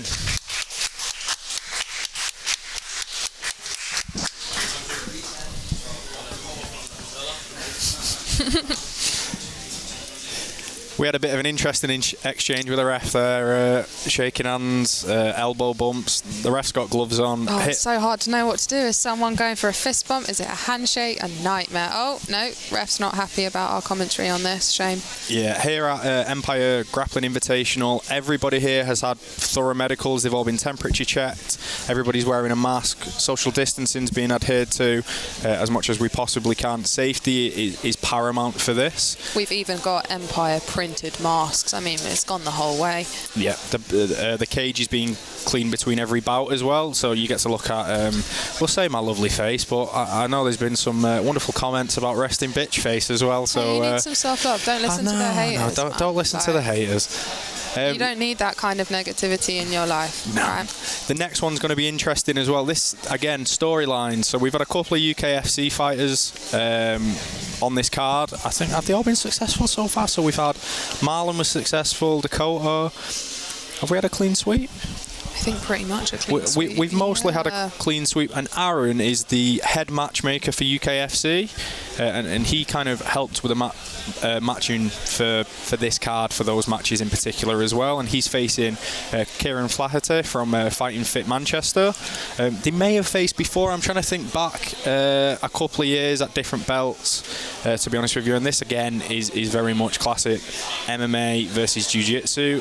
Aaron will 100% be playing on top, and Kieran will be looking from submissions from underneath. Kieran's got quite a dynamic guard game, if I'm honest. He's quite fond of like omoplatas, occasionally go-go platters, but Aaron's very, very seasoned, fought all over Europe, recently made his return to the MMA cage after an absolutely kind of heroic feat of beating some serious illnesses. I know he inspires a lot of upcoming MMA fighters. If you don't know his story, Google him.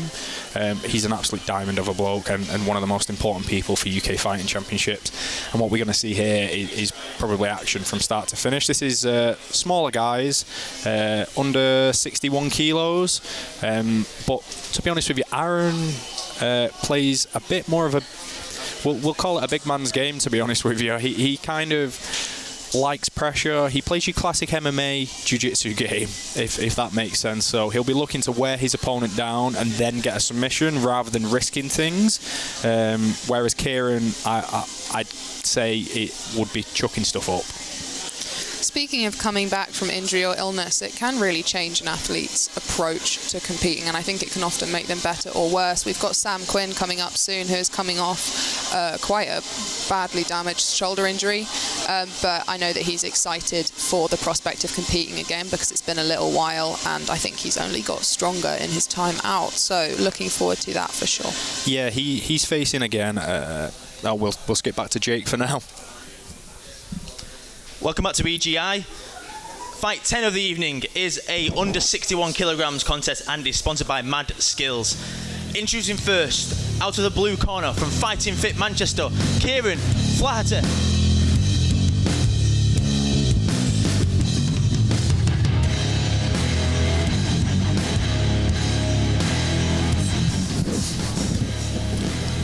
Next, out of the red corner, fighting out of MMA Academy Liverpool, Aaron Abe.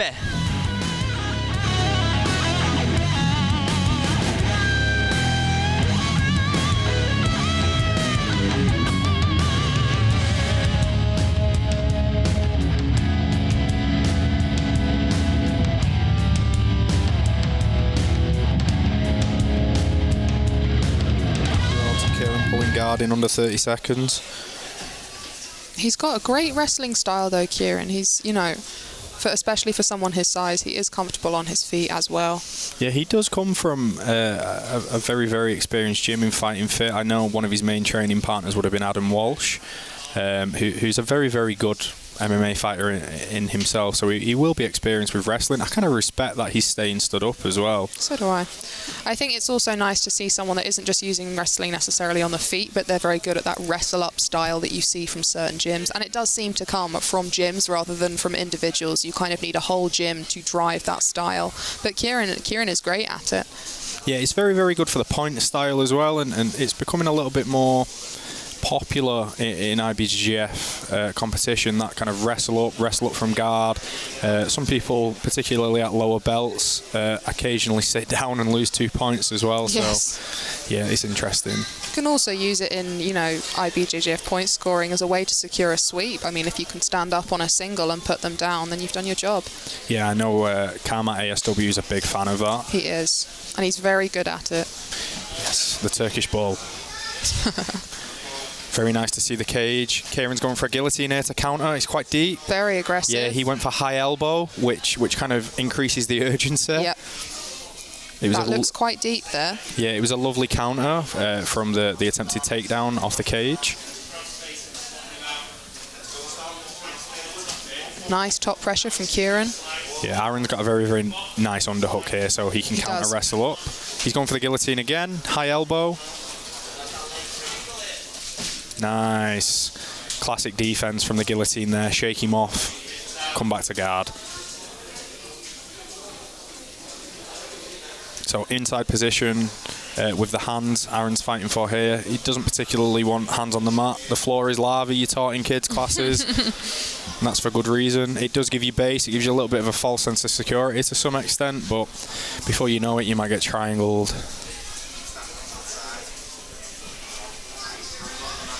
We're settling into the match a little bit now. We're coming in on 3 minutes in. It's been quite action-packed for 2 minutes. I'd say Kieran's had 2 legitimate submission attempts up to now. Yeah, they were fully defended, I'd say. But we did see an example from Aaron of that wrestle-up style we were talking of before in one of his defences. Thank you very much to our sponsors, AP Hall Design and Build. Make your house a home. Visit them on their website, aphalldesignandbuild.co.uk.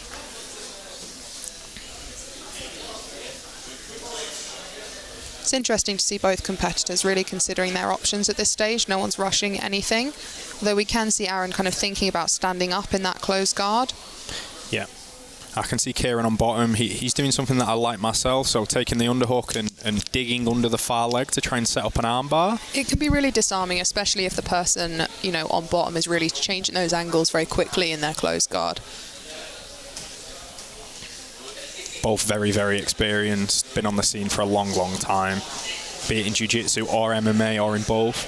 Many, many moons ago, Aaron competed on another kind of submission format that we had at one of our competitions, going back like 4 or 5 years. Aaron going for a nice 10-finger guillotine there as well. Didn't quite have a really, really deep bite, so Kieran was able to bring his head to the centre or kind of slip the hands. It's a little bit harder to do with a 10-finger guillotine, kind of bring your head to the centre and get out, but he managed it. Strong wrestling from both competitors so far. Technical, not rushed, but at the same time very physical. Yeah, not panicking. Like I said earlier, I'm very, very impressed by Kieran's wrestling, if I'm honest. You can see that experience really coming out here. Aaron deep here, taking the high elbow guillotine again. He's looking for the knee tap to take him down and do the shrug that he did earlier.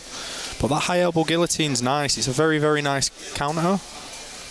Kieran's doing a nice job of closing that space on that guillotine also. Even when he's come down to the ground here, that space hasn't been lost. Yeah, I'm trying to figure out if the cage is helping or hindering here. It seems like it's helped in the end, and Aaron's going to be able to use this possibly to pass to mount. If he plays it right, he can do the good old BJ Penn mount, or dope mount, as some people call it. He just needs to capture those legs, and he's taking it there. Very, very nice.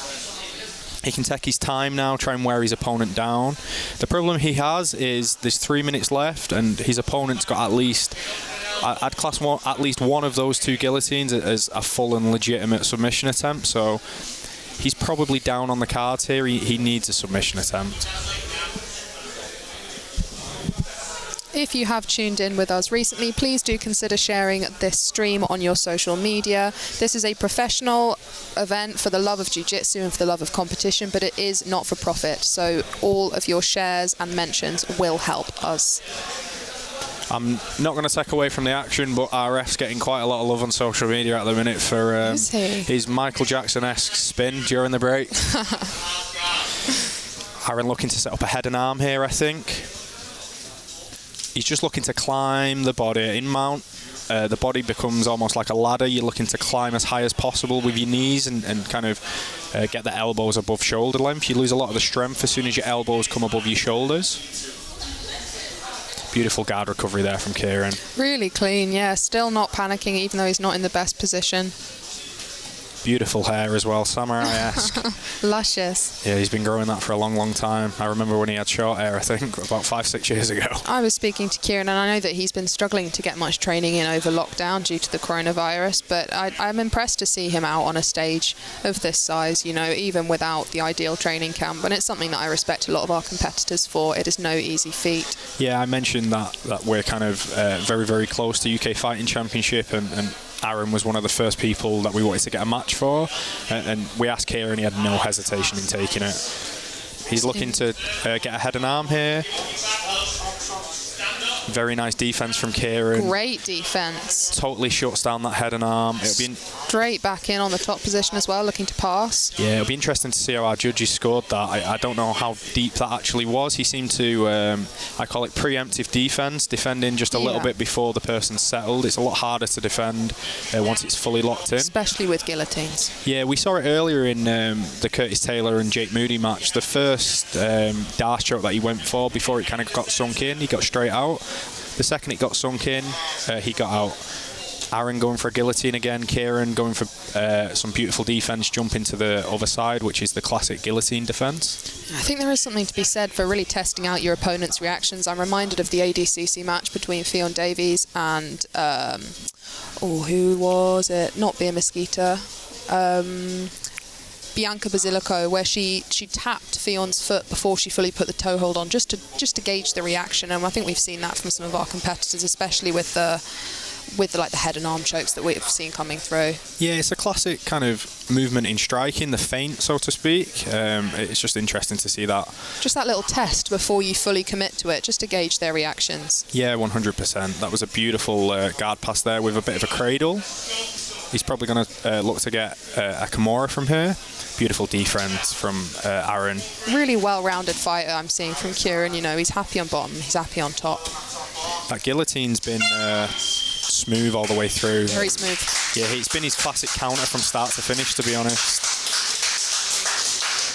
Great work from both fighters. They're a really excellent match to watch. Yeah, very, very high-paced. Excellent. We'll see how the judges scored it. Be interesting to see how they scored the head and arm attempt. Aaron obviously had mount as well, so if they do score it even on submission attempts, that may play a part. We'll see. I'm not too sure how the judges will score this one. We've got some very experienced judges today. We've got Emil from Stealth, who is a black belt. We've got Andy, who's a black belt as well. We have Kat Goy, who's a purple belt. So our judges are very experienced today.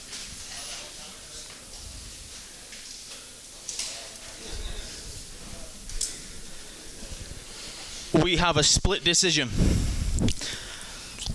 Your winner by split decision, Aaron Abe. It's an interesting one, to be honest with you. I'm not 100% sure I agree, but it was very, very close, to be honest with you. I thought Kieran had it with the counter guillotines. I know he had at least one deep one at the beginning. I'm just going to assume the others were classed as not fully deep and dangerous. Very, very well fought, super, super close as well. Like I said, I think possibly they may have scored submissions even, and it's kind of the position of mount that took it. Yeah, I would love to see that rematch for sure, and I think you're right, it could have gone either way, and that's one of the reasons why we prioritise submissions so highly in this rule set, is because at the end of the day you do never want to leave that to the judges, because it can go either way. Yeah, as people have kind of got more used to this rule set from the wonderful work that Grapplefest have done as well, people have kind of figured out a style which works for it. I know there was a little bit of confusion when Grapplefest started, and people were confused at some of the results, but it's really blossomed over the years, and it does kind of encourage submissions, which is what kind of submission grappling should be all about, if I'm honest. If you are listening at home, please do follow Empire Grappling on our social media platforms, Facebook, Instagram, Twitter, YouTube, the whole shebang. Give us a follow, and please do feel free to share the link to this stream on your social media. This is a professional but non-profit event just for the love of jiu-jitsu, grappling and competition, so all support is very much welcome. Yeah, we want to do another one of these at some point. We've had messages of very well-known black belts who are very, very keen. The problem we have is this event is very much running at a loss, and the head honcho here can't do these that often, otherwise he won't have anywhere to live. If you would like to see us do one of these at some point soon, or if you've enjoyed the event, we would very much like a donation. We would love it, and it will mean we can do one of these again very, very soon. We're not just asking for money for nothing. We've got some nice packages set up. If you donate 15 quid, we'll give you a lovely event t-shirt by our sponsors, Progress Jiu-Jitsu. If you donate 45 quid, you'll get free entry to, well, we call it free entry. You'll get entry to an Empire competition and a t-shirt. And if you're a big spender, we have the big boy package, which you can find on the donation page, where you get free entry for life, a t-shirt, and a custom rash guard as well. We've got a very, very interesting match next, to be honest with you. I'm going to chuck this out here just because I can, I suppose, but the Sheffield gangster in Paula McHale taking a match on 3 days' notice. Absolutely. Against what is someone with a bit of a reputation in Kate from Element. She's very physical, a very, very good grappler, very, very good gym with Dominic Dillon and Yusuf Naber, and no hesitation. We put the call out and she messaged us straight away. She competes in Empire quite a lot, so we didn't hesitate to get her on. She does. She's a prolific competitor coming from an MMA background, but yeah, looking forward to this match. Good. Your next contest is a under 65 kilograms female contest and is sponsored by UK Fighting Championships. Introducing first, out of the blue corner from Elements Martial Arts, Kate Bacik.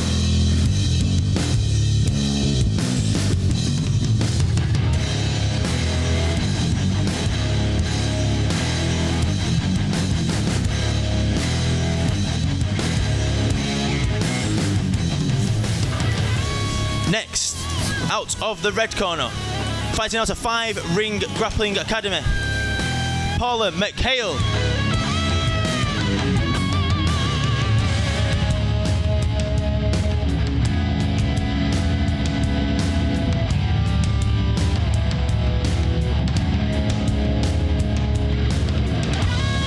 Rise Against, I think, from Paula McHale. Beautiful. Yes. An old school choice. We've got Kate in the purple shorts here and Paula in the all black with the spats on. Kate's a very, very physical grappler, and she's used to competing with the cage. I know that she was supposed to have an MMA fight before COVID happened. Yes, I believe that she was, but she's straight back into the grappling. She's been working a lot more recently on becoming slightly more technical because she has relied on physicality in the past, but she's been doing great work with Dominic Dillon and Yusuf Nabi down at Elements in Brighton, and they have been singing her praises.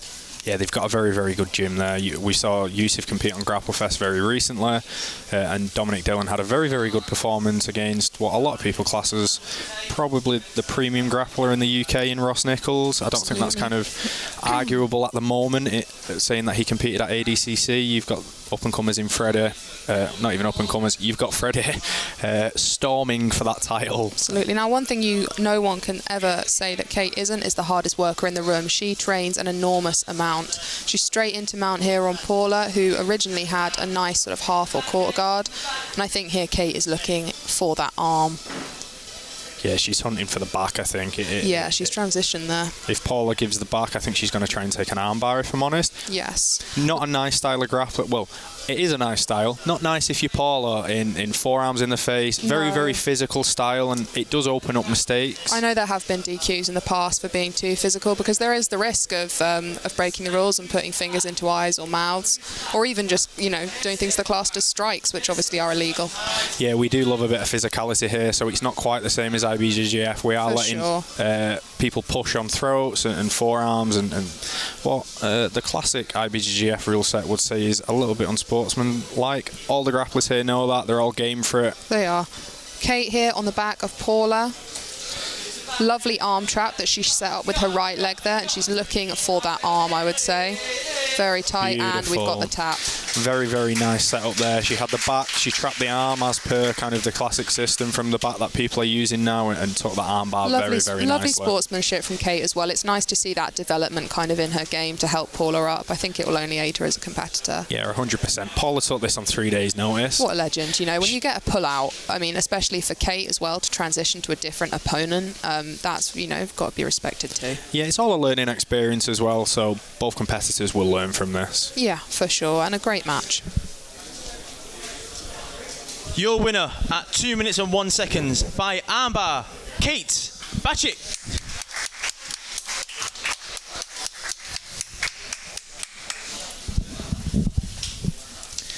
We really wanted to get female matches on this card, and we'll always do that. We'll have at least 3 female matches. If you're interested, message us.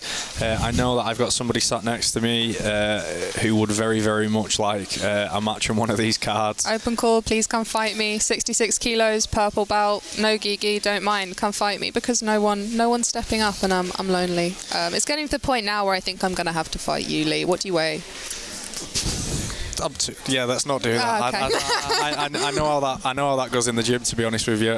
What's going to be interesting for the next card, if these ladies do want another match, is who do we match with Kate? So Dakota I was very impressed with Dakota, and then you've also got Libby as well.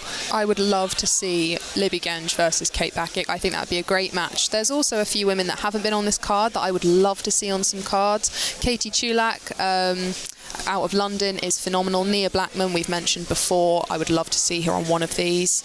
There's all sorts of women doing amazing bits all over the UK that would do great on these cards. Yeah, 100%. The timing's a little bit unfortunate. We reached out to some other grapplers as well, and I know that there's kind of injuries going about. Training's not the best, so next time around, if you are a female grappler, if we are lucky enough to do this again, we want to hear from you, so please send Empire a message if you are interested. I think it's also like we couldn't get women from all over the UK due to the COVID situation, but there are women like Lorna Kinnock, an amazing blue belt out of Scotland, who's won some incredible IBJJF events that would do great, I think, on the sub-only scene. It's just a case of getting them over here, and hopefully when all of this clears up, we can get women like Lorna on these cards. Yeah, 100%. When the world slowly edges back to what is the new normal, we'll kind of extend this out. The focus on matchmaking was locality, who competes on Empire, and who we've been impressed by, to be honest with you. And as the world gets back to normal, we'll widen that out, and we'll have some people from Scotland, Wales, some people from London, and so on. You know, London invented jiu-jitsu and all that. So up next, we've got Andrew Hardwick out of Alley Cat Academy versus Alexandre Moura out of Nottingham MMA. Andrew's got a great style. You know, he's very physically strong, but he really focuses on learning new techniques and implementing them into his game. I know that he's been working on his leg entries a lot recently, and has had some real success with them on invitationals in the past. Yeah, he faces Alexandre Moura, who comes from Nottingham MMA, which is a very, very good gym. We saw Riley earlier. We've got Shane later. They're kind of headed up by Paul, apologies for the pronunciation, Ludowoska, who is had an absolute amazing match on Grapplefest with Lee Simpson, one of my favourite matches that's ever been on there. So top guys from there. Alexandre, I've not actually watched him grapple before, but he came massively recommended from Shane, who is actually sponsored by Andrew, I believe. So this is an interesting one. Andrew, from watching him, has a bit of an interesting game. So this match is at under 90 kilos, but Andrew's got a very, very dynamic game. I'd kind of liken it to what you'd normally get at lightweight. He's very, very dexterous. He enters the legs very well. He's very good on top, very good on bottom, very good at wrestling as well. So this is going to be a really, really interesting match. He's a very well-rounded competitor, you know, and it's interesting to see that Alexandre is the only non-English competitor registered on our card. He is registered as Portuguese, so nice to get some diversity in there. Yeah. Fight 12 is next, and is an under 90 kilograms contest sponsored by XS Guard Mouth Guards. Introducing first, out of the blue corner, fighting out of Nottingham MMA, Alexandre Moura.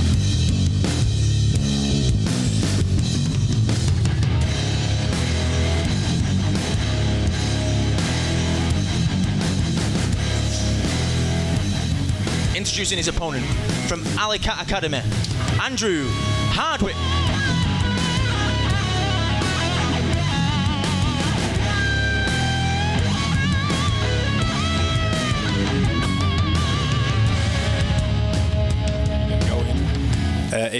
If you're after some preparation for competition tips, I'd highly recommend Andrew's videos that he does. He's got some very, very good videos on kind of getting in the right mind frame, peaking at the right time, and just developing a training plan. So yeah, he's wearing his signature Brotherhood Health and Performance rash guard. He does do online programs. I know that Sam Quinn is sponsored by him, and he really knows his stuff. So if that's something you're looking for, do look him up online. Yeah, I'd say that he's a big reason why Tyreeze has put on 10 kilos, Absolutely. to be honest with you. Yeah. Also, Tyreeze, he's been eating properly. He's got a food sponsor called Power Bowls in Manchester if you're interested. But eating right and lifting can do wonders for your game for sure. I think it goes neglected, especially in the lower belts. Yeah, 100%. Andrew's very, very well-rounded. Pretty much anyone who comes from Alicat under Neil will be well-rounded.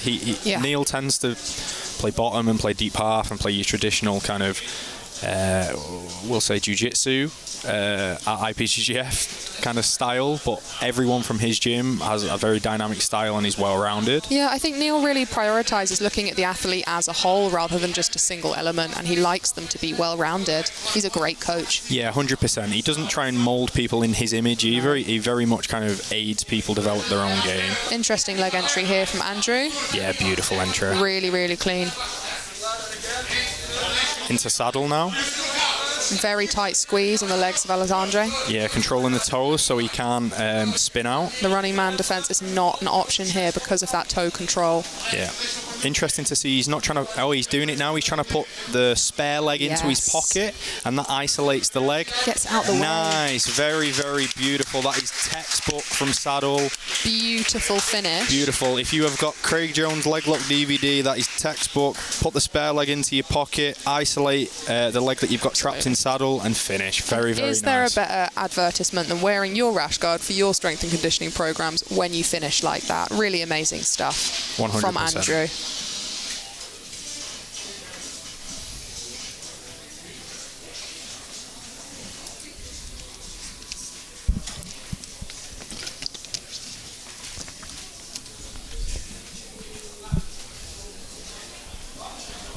Your winner at 1 minute 30 by heel hook, Andrew Hardwick.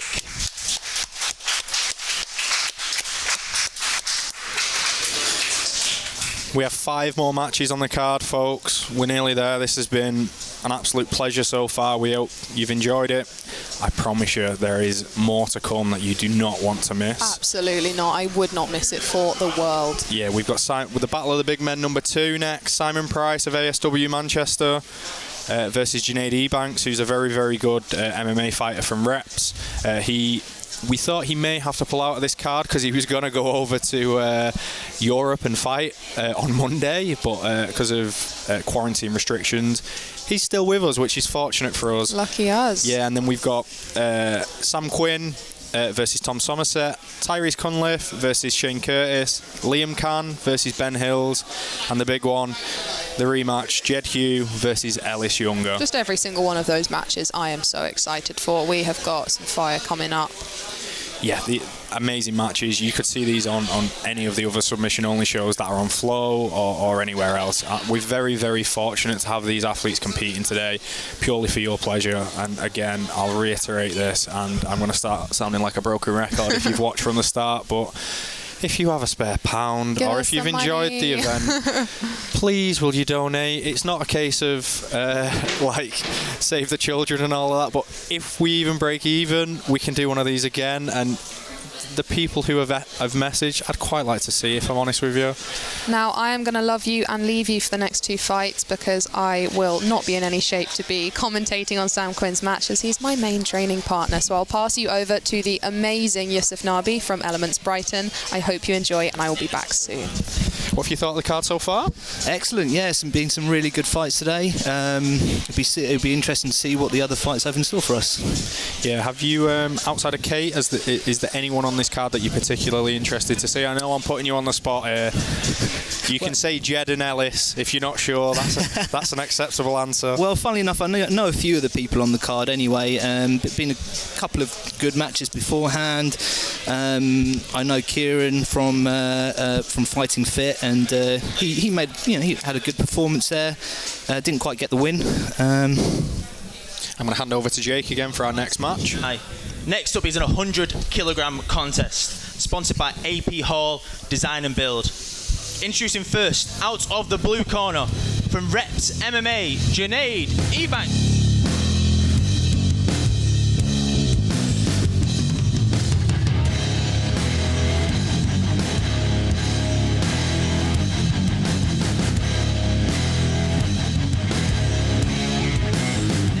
Out of the red corner, from ASW Manchester, Simon Price.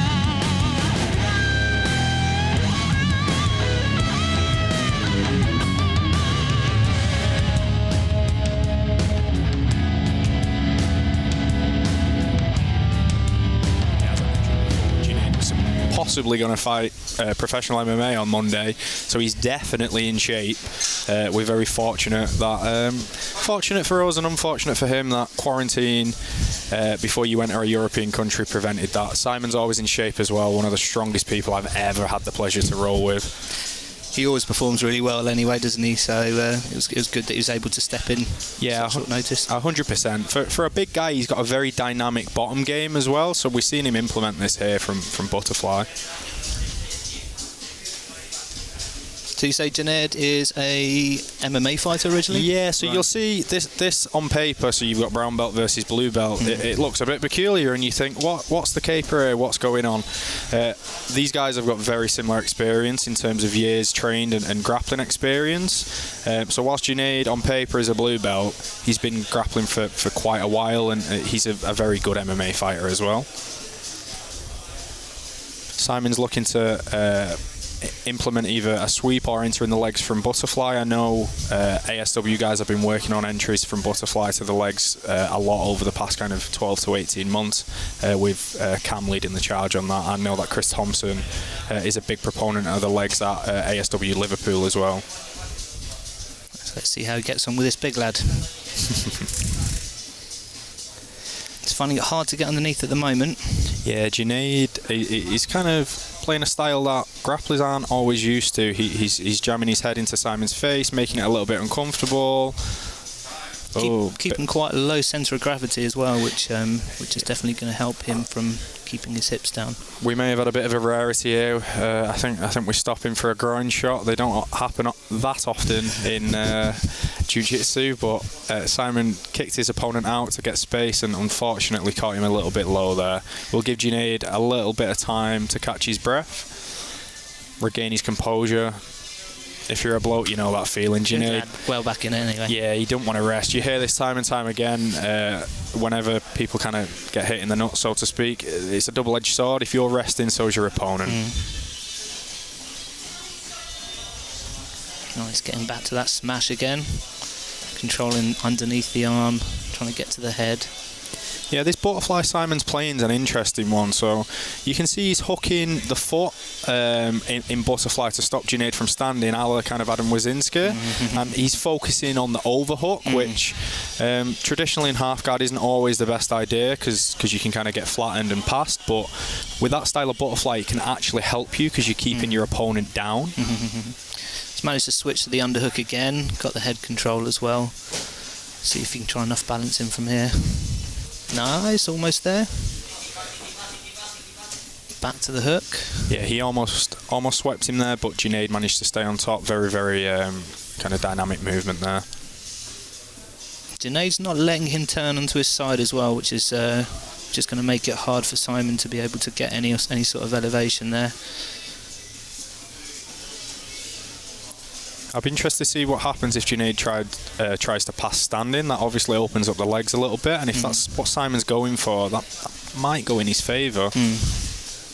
What you can see here, he's trying to enter Jenaid managed to kick out of it very, very nicely, very explosively. Takes a very special kind of passer to be able to switch from a very tight pass to open passing.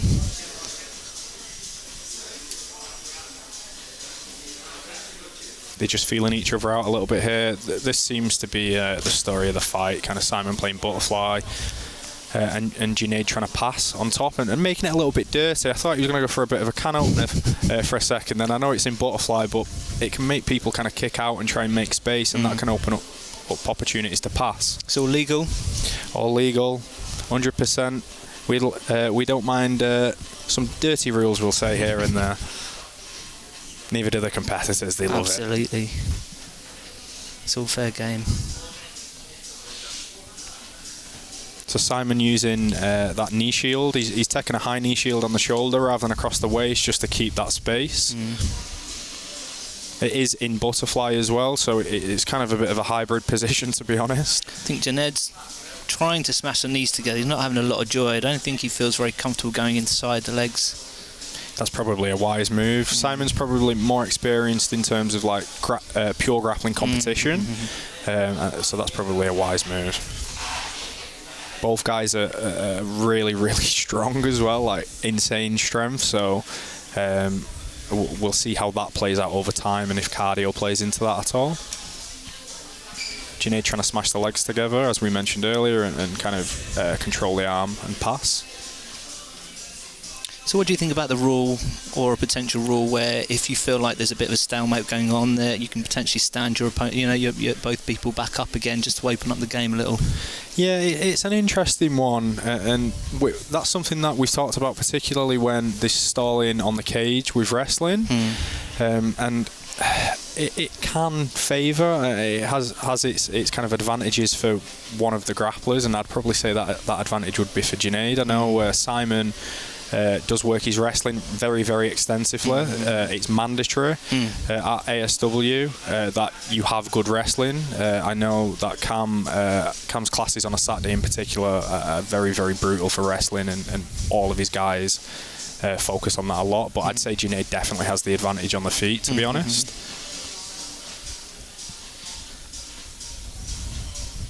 So in full guard now.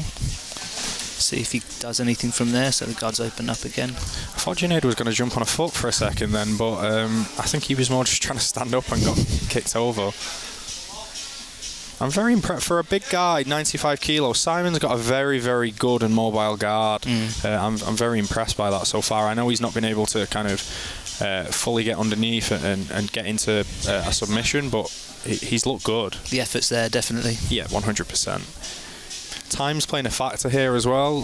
Simon, I would say, has been more active. He's been trying to make things happen.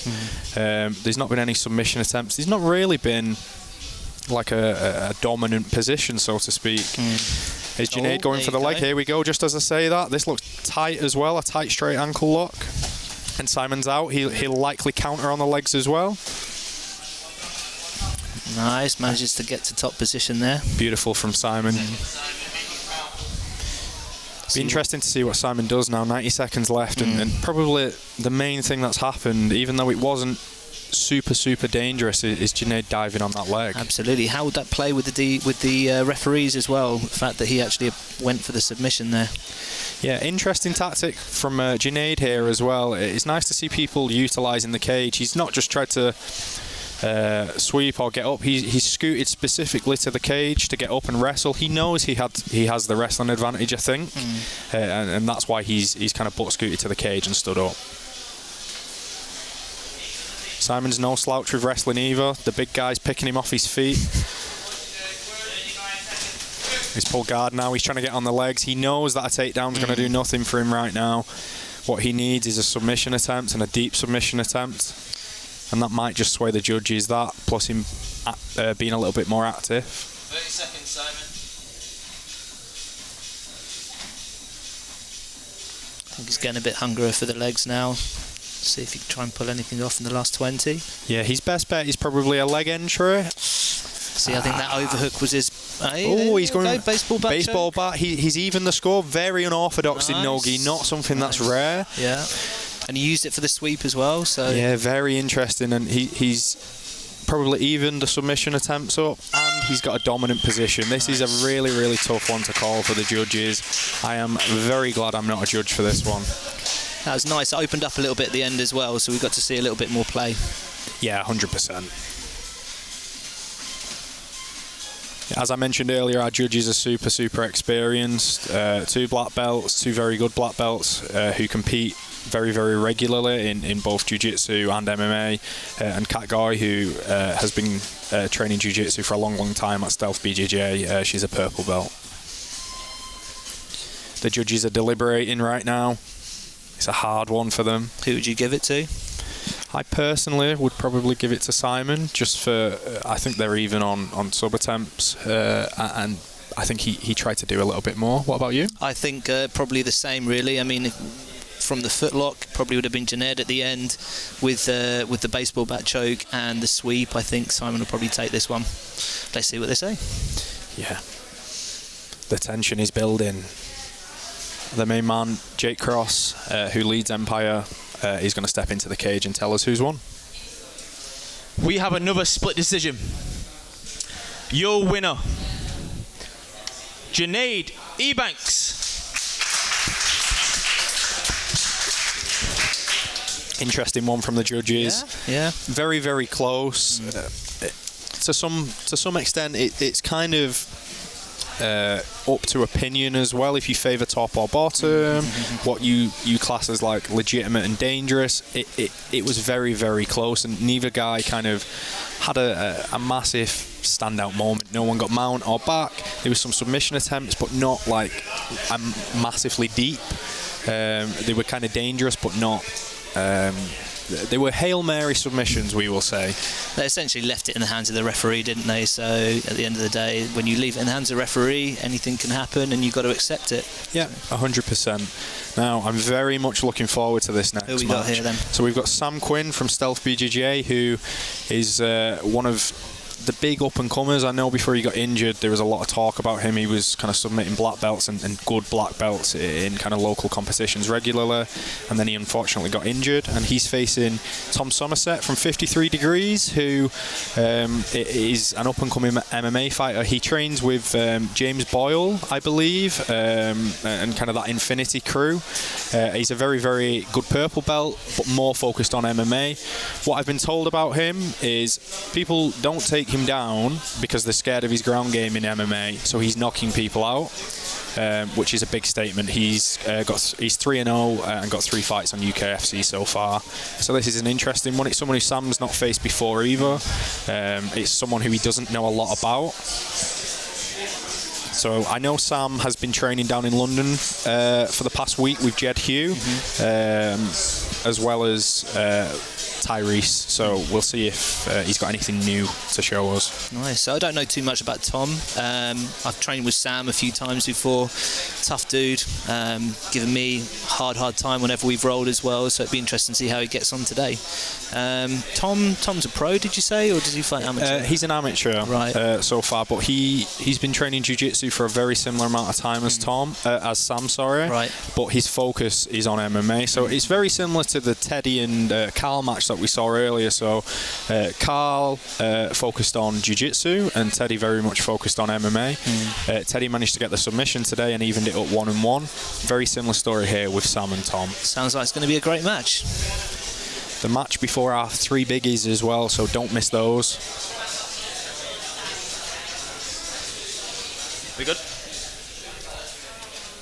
Next up is Fight 14. Is an under 90 kilograms contest and is sponsored by Idipure.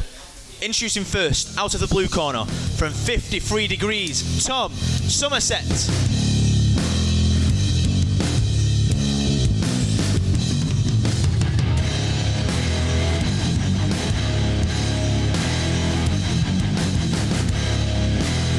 Opponent from Stealth BJJ, Sam Quinn.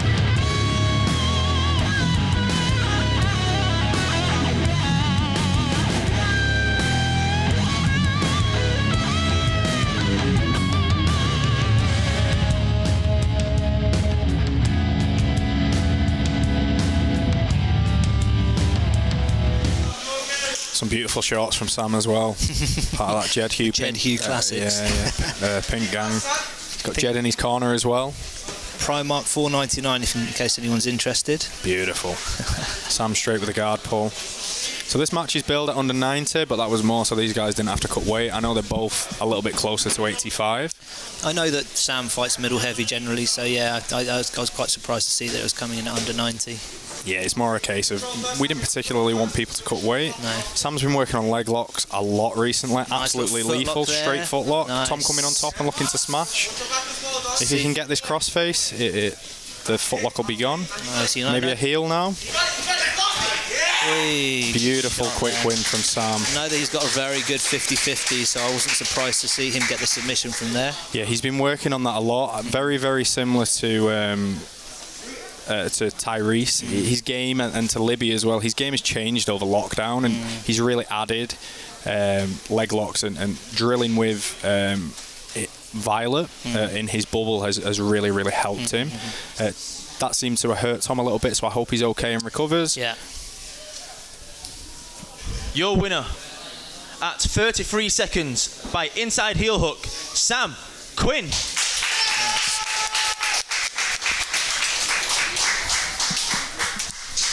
Beautiful win from Sam there. Respect to Tom for stepping in as well. Sam has a name in jiu-jitsu. He's building a name. He's beat some top guys, and he's on the radar of like high-level guys his weight. So for him to win, it is very, very good. And for Tom to step in when he doesn't compete in jiu-jitsu that often, it is huge. Respect him. We're going to come up to our three main matches. We're going to have a 5-minute water break. Again, if you've enjoyed the card so far, please donate. We would greatly appreciate it. We will be back soon. Thank you very much to Yusuf for stepping in. Cheers. Pleasure.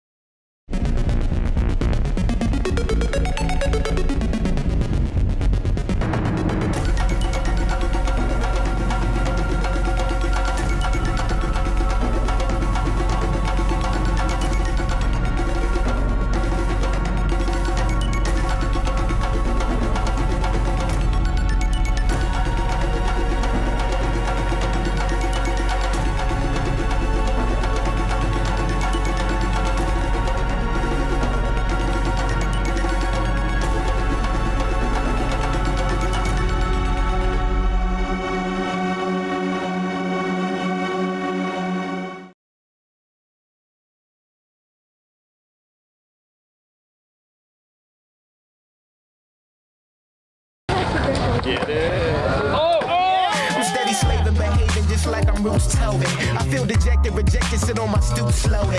And it's better than Mike Jet with the White Sox. I'm steady slaving for days, just give me one shot. Slaving all day, slaving all night. We work long days and we work long nights. Slaving all day, slaving all night. We work long days and we work long nights. Slaving all day, slaving all night. We work long days and we work long nights. Slaving all day, slaving all night. We work long days and we work long nights. Day, slaving night, works days, works night. Slaving day, slaving night, works.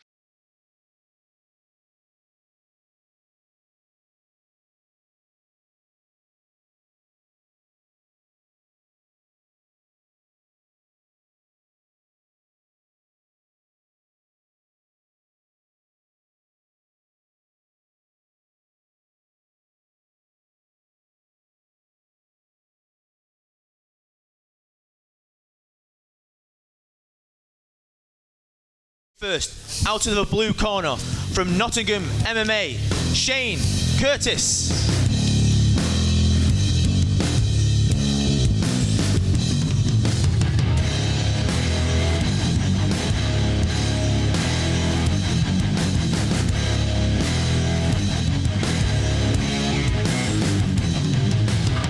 Next, fighting out of Henshaw, BJJ, Tyreeze Cunliffe.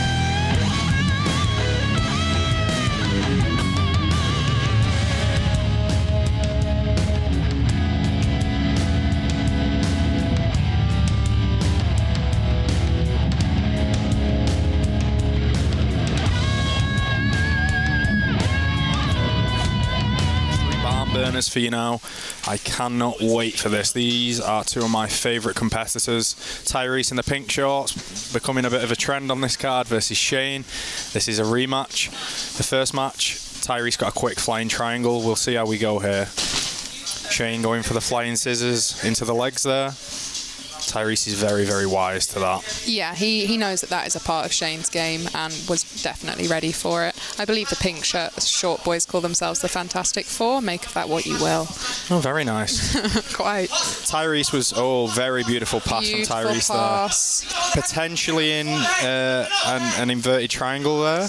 He's got his arm through, so... Shane's been very intelligent there, seasoned competitor, and he wasn't confident in the sub, so used it to sweep, which is very, very wise. Got Jed Hue being very vocal in the corner of Tyreeze.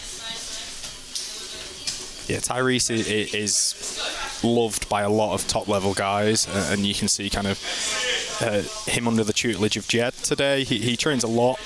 He cross-trains everywhere. He'll go over to Kev Corkill over in Liverpool, absolute wizard with the legs. He'll travel down to London. Everybody kind of loves Tyreeze, to be honest. And for good reason. He's a fantastic training partner. He really is. Here we see a mounted triangle attempt. Yeah, Shane going for the mounted triangle. Very, very beautiful from Mount. It's deep, this. He's locked up. He's under the leg. He's tapped. Beautiful from Shane. Tyreeze will be disappointed with that, but... Deeply disappointed, but it's a drop in the ocean, we move forwards. Yeah, Shane's a very seasoned competitor. He's got that win back now with 1-1. Like, he kind of got written off after getting beaten by a very good Bradley Hill, and he's proved he's a very, very good grappler. Not everybody already knew that. And Tyreeze is as well. He's just got caught there. He'll be back. Tyreeze makes strides so quickly. I train with him. I'll train with him tomorrow, and then I'll train with him again in 3 months, and the strides he'll make are ridiculous. I'm going to hand over to Jake now. Your winner by triangle choke at 1 minute 19, Shane Curtis. Tyreeze will be very disappointed with that, but he'll learn from it. He grows from every match here, and kind of what happened there is that they started very, very quick. Shane, being very experienced, used kind of an inverted triangle to sweep, and Tyreeze passed the guard. He was dominant. He just kind of got his head caught, and then it spiraled down from there. In grappling, the margin for error is so slim, especially when you're working with styles like those two men or boys, whatever you want to call Tyreeze. It's hard to choose, but when you're playing such a fast-paced and dynamic game, it just takes one small mistake for your opponent to capitalize on, and you are done. And I think that's what we saw. But I agree with you and what you said about Tyreeze. He comes back very, very strong after losses, and I would definitely love to see a trilogy match between those two. I would look forward to it. Big respect to Shane as well. That was no easy win whatsoever, and he hit that clean. So well done to Shane on that. Shane will be thrilled with that. He'll be thrilled to get back in the win column for one, but two. We'll go with a 3-1. One, he wants to get back in the win column. Two, get that W back over Tyreeze, particularly after getting flying triangled. And three, kind of put his name out there again and kind of start looking to get on these shows more and more. He's building a name kind of from the ground up. He started at Role Models. I know David Leatherby sponsors him, and they've kind of supported him. And then from there, he's gone on from strength to strength. So you'll hear more from Shane in the coming years, and you'll definitely hear more from Tyreeze. For sure. Yeah, when he lost to Aiden on Grapplefest, the next time he competed on a sub-only event, he was almost a different grappler. So, yeah, a drop in the ocean for Tyrese. It's kind of no slouch losing to Shane. Up next, we've got 2 big matches for you. Here we go. Liam Cann from Scramble Academy Leeds. He's facing Ben Hills from Next Gen. I think I am correct in saying Ben Hills is possibly the most winningest, if that's a word, grappler on Grapplefest. I think he's got 7 wins. Always competing. Very, very good grappler.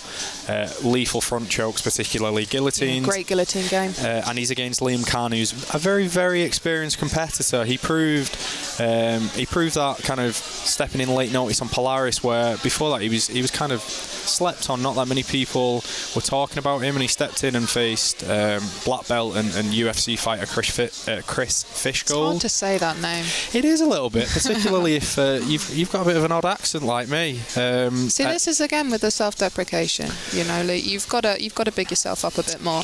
But no, I think Liam Cann's going to be interesting because he's put on a lot of muscle mass recently. He was a much smaller grappler before, much bigger now. Yeah, we'll talk about that in a minute. Welcome back to Empire Grappling Invitational. This is the co-main event. This is an under 90 kilogram contest and is sponsored by Barefoot Jiu-Jitsu. Introducing first, out of the blue corner, from Next Generation Liverpool, Ben Hills.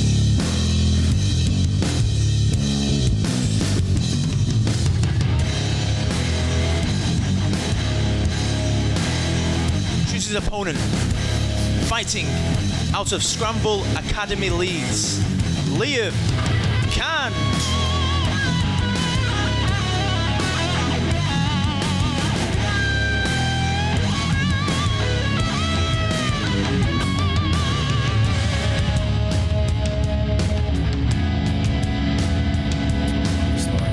So Liam stepped in on late notice on Polaris and beat Ben's teammate Chris Fishgold. And the other thing to talk about is Liam normally competes at 70 to 80, and he's put on probably about 10 kilos, and he's weighing 85. He used to cut down even lighter for his MMA career. Yeah, Liam's very dynamic. He proved it in his match against Chris Fishgold that he's very, very good at defending guillotines as well, which is one of Ben's main strengths. So we'll be interested to see how this plays out. Ben got like a very, very good win with a tight guillotine on Grapplefest. He's got a very deep underhook there on Liam's left arm. Yeah, Liam's very methodical and analytical, and I know he's a big fan of Lachlan, and he likes to use the body lock style passing, but he's in a little bit of danger here with the overhook and the head control. He'll be looking to get his posture, which you can see here. He's pummeled his arm in very, very nicely. It's also, when you transition between weight classes, it is a big adjustment. The styles are very different, but Liam's flow as a grappler has always been impressive, so it'll be interesting to see how he maintains that at this weight. Yeah, Ben looking for a K-guard entry there briefly. Liam very, very savvy to that. Liam's what I'd call a technician and a bit of a savant. He's one of those guys who, if you say I've seen this on a DVD, he's probably already seen it. But yeah, Ben's a very, very good competitor, and we'll be looking to test that and test the waters. This will be a big win for both guys, to be honest with you. Again, if you've enjoyed the event so far, this is a professional event, but we're not making any money on this. This is running at a loss. We'd like to do this again. If you've enjoyed it, please donate some money to us. We'll send you a T-shirt in exchange and some other things as well. Heavy pressure here from Liam on top, but Ben doing well with his hooks on bottom.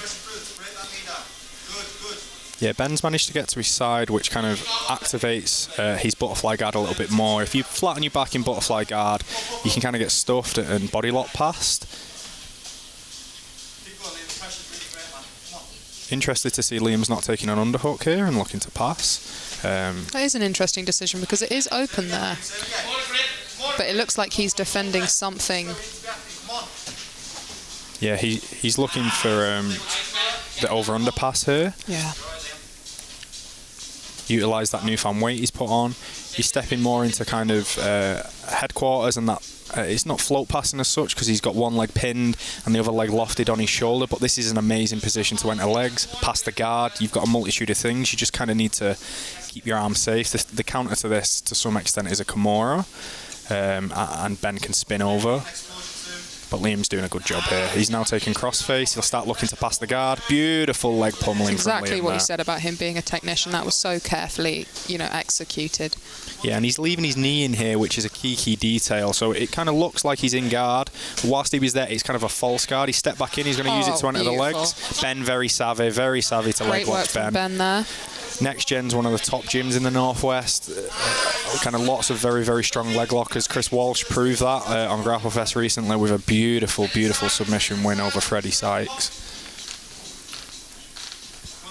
Liam looking to wrestle here. Something that people don't really realise about him. He has got a takedown game. He's fought MMA before. Ben looking for the guillotine to counter. Really heavy pressure coming through here from Liam on the cage. Yeah, that was beautiful takedown from Liam. Swept the leg. And using it to pass, he's going to try and control the legs now, Khabib style. Beautiful work from Liam on top here. Yeah, something that was easy to miss then was Ben was trying to get a counter Kimura, and Liam knelt on his elbow to free the elbow line. You can see Marcelo Garcia do that on YouTube against Keenan Cornelius. If you type in Keenan Cornelius versus Marcelo, you can find that exact technique there. I'm impressed so far by Ben's Kimura game. Yeah, he's got a lovely Kimura trap game. Kimura traps and kind of guillotines and darcies are his bread and butter. He's got very long arms, I mean... He's like a chimp to some extent. His arms touch his knees. Straight into that guillotine for Ben. Yeah. I wonder what answers Liam is going to come up with for this, because that does look quite tight. Yeah, Liam's very, very kind of calm in this position. Like a lot of the guillotines Chris Fishgold got Great work from Liam. On Polaris looked super deep, and he credited his defense to it was either a Lachlan DVD or some Lachlan videos. So I think he's confident in his defense with guillotines. Spinning for the leg now, that looks deep, and Ben's got out. Beautiful. Straight back to it from Liam, not letting up for a minute. Again, we've got a classic jiu-jitsu counter here. You've got the underhook to Gordo sweep. Liam's trying to control the far foot, come up to dogfight, and then ultimately sweep. Ben's trying to counter with a Darth choke or a guillotine. Beautiful.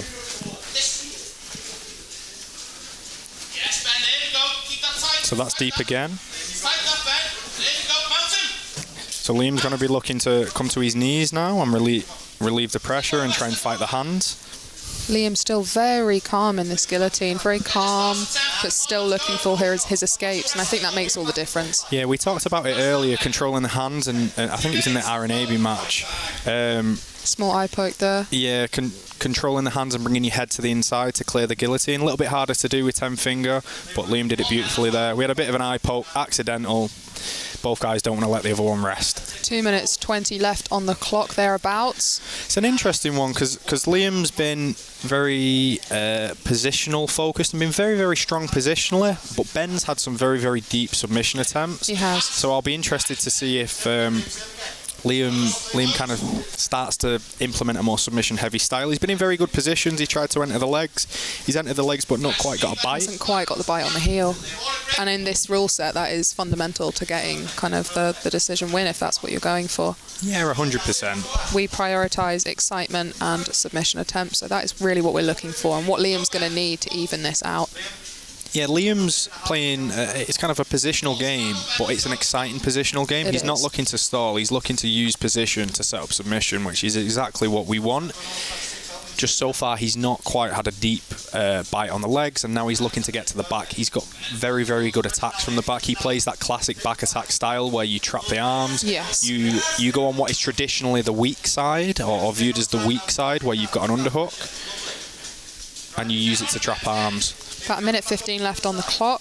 If you have tuned in for this match, please do consider donating to our crowdfund kind of website. This is a professional event, but it is run on a loss. We're doing it for the love of grappling, love of competition, but we need your support to put these on again. Thank you. Our beautiful sponsors have helped out with this event by providing t-shirts and prizes. So we'd like to thank Mad Skills, ID Pure, Swifty Scooters, Barefoot, and Progress Jiu-Jitsu. Liam Cann in very, very strong position here on top of Ben. Looking for whatever he can get, really. Looking for the neck, the arms. Yeah, the other interesting thing as well from... That looks deep there. Yeah, that does look deep. He's got a lovely bite. The neck's already behind the head. Oh, not the neck, sorry, the hand. Okay. Yeah, he looks okay. He spun. Yeah. I think the head position there is what allowed Ben to get out. He had the lower head position, which sometimes allows you to spin.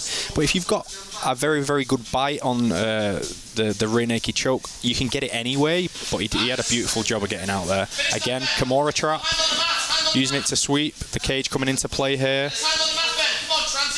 Just over 10 seconds left on the clock. Both men going for that submission. Is deep. Oh, that was nice. Liam staying very calm. I've been very impressed with his composure. That was a beautiful match. Incredible show of jiu-jitsu. Very, very technical from start to finish. It's Both an interesting one for the judges. Very nice to see the competitors sitting together for a second, then nice show of sportsmanship. I think it sums up what we do, really. Yeah, our other sponsor, Excess Guard Mouth Guards, is providing Performance of the Night bonuses for who we choose to be Performance of the Night. So I'd be interested to see if any of you have comments on who that is. For me, so far, it's probably Marlon Jones with that lovely heel hook earlier, but there's still a lot of time left yet. We have another beautiful match. The judges will deliberate a winner now. It's an interesting one. Ben had some guillotines early on. Liam got the back. Ben had the nice Kimura trap that led to what looked like a deep Kimura to me. He just didn't have the leg over the head. We saw Sean Coates do that to Paddy Pimblett a long, long time ago on Empire. Your winner by unanimous decision, Ben Hills.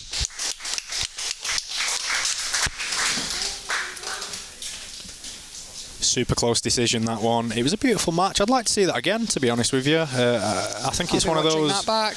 Yeah, I think on a different day, it's one of those where people have had some time off.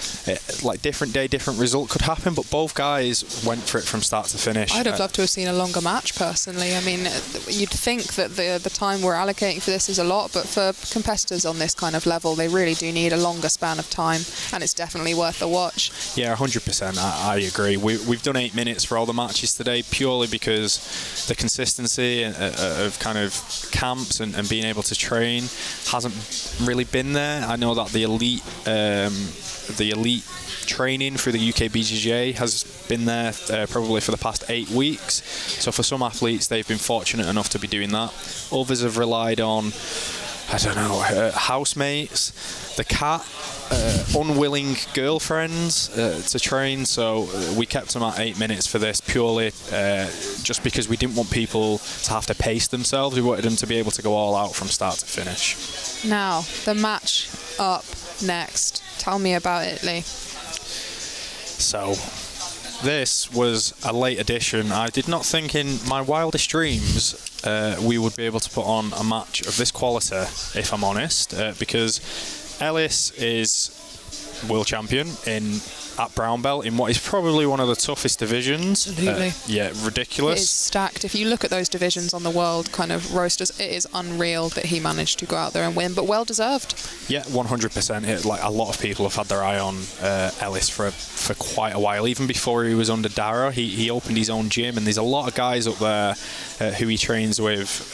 So he's got Jordan Cooper, Andy Sill, loads of people who he's trained with who are like top class, and he's kind of procured this. He's facing Jed Hue, who is, whilst he's not world champion, he is like one of the premium sub-only grapplers in the UK. He's making a mark. He beat Dino Bucolet on Polaris recently in pretty impressive fashion. Bit of backstory to this match. We put the card up. Ellis sent us a message asking for a match. When a world champion asks you for a match, you don't decline. I asked him, who would you like to face? And the first name that came out of his mouth was Jed Hue, because Ellis, they're 1-1. Ellis beat Jed quite a while ago by submission. Then they fought on Grapple Fest under this rule set. And Jed was victorious but didn't manage to get a submission. It was quite close. They didn't really Goal for broke, we'll say, and I know both guys want to get that 2-1, and particularly they'll want to get a submission. Jed, I would say, in particular, will be after the submission to focus to like even it up. And if you look at the amount of his time that he dedicates to this sport, apparently all he really does is grapple, travel to grappling, and sleep and eat, and that is really it. So he is fully invested. So it's a real, joy to be able to have a match like this on the cards, but very hard to predict. Whichever. Welcome back to the Empire Grappling Invitational. This is the main event. This is an under 80 kilograms contest and is sponsored by Progress Jiu-Jitsu. Introducing to you first, out of the blue corner, fighting out of East Coast Jiu-Jitsu Academy. He is an IBJJF World No-Gi Champion, Ellis Younger.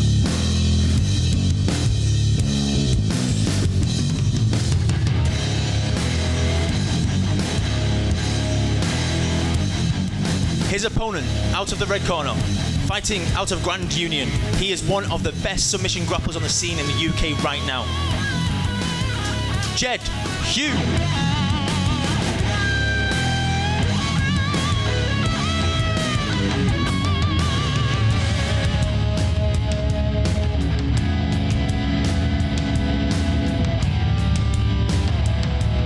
Mr. Carl K. So I'd quite confidently say these are probably the two best brown belts in the country. Like, I don't think there's much argument with that at the minute. Another member of the pink short crew, we see Tyreeze Cunliffe and Sam Quinn in the corner of Jed Hue. Yeah, this will be an interesting match. They kind of fought to some extent to a stalemate on Grapplefest. The speed on Jed's inversion there is impressive. Yeah, Ellis is very, very wise. He is. Very, very game to this. I kind of admire that whilst his focus to some extent is mainly being on IBJJF. Excellent leg entry there from Jed. Yeah, Jed's in on saddle, so I'm going to pause. Lovely entry. He's in on the straight footlock variation. He's trying to use that to take the back. Yeah, as I was saying, Ellis mainly has been focusing on kind of building a name for himself in IBJJF as of kind of the last few years, but he's kind of coming out of his comfort zone more and more and kind of competing in these submission only shows. Competes on Grapplefest quite a lot, competed on the first Empire Grappling Invitational all those years ago as well.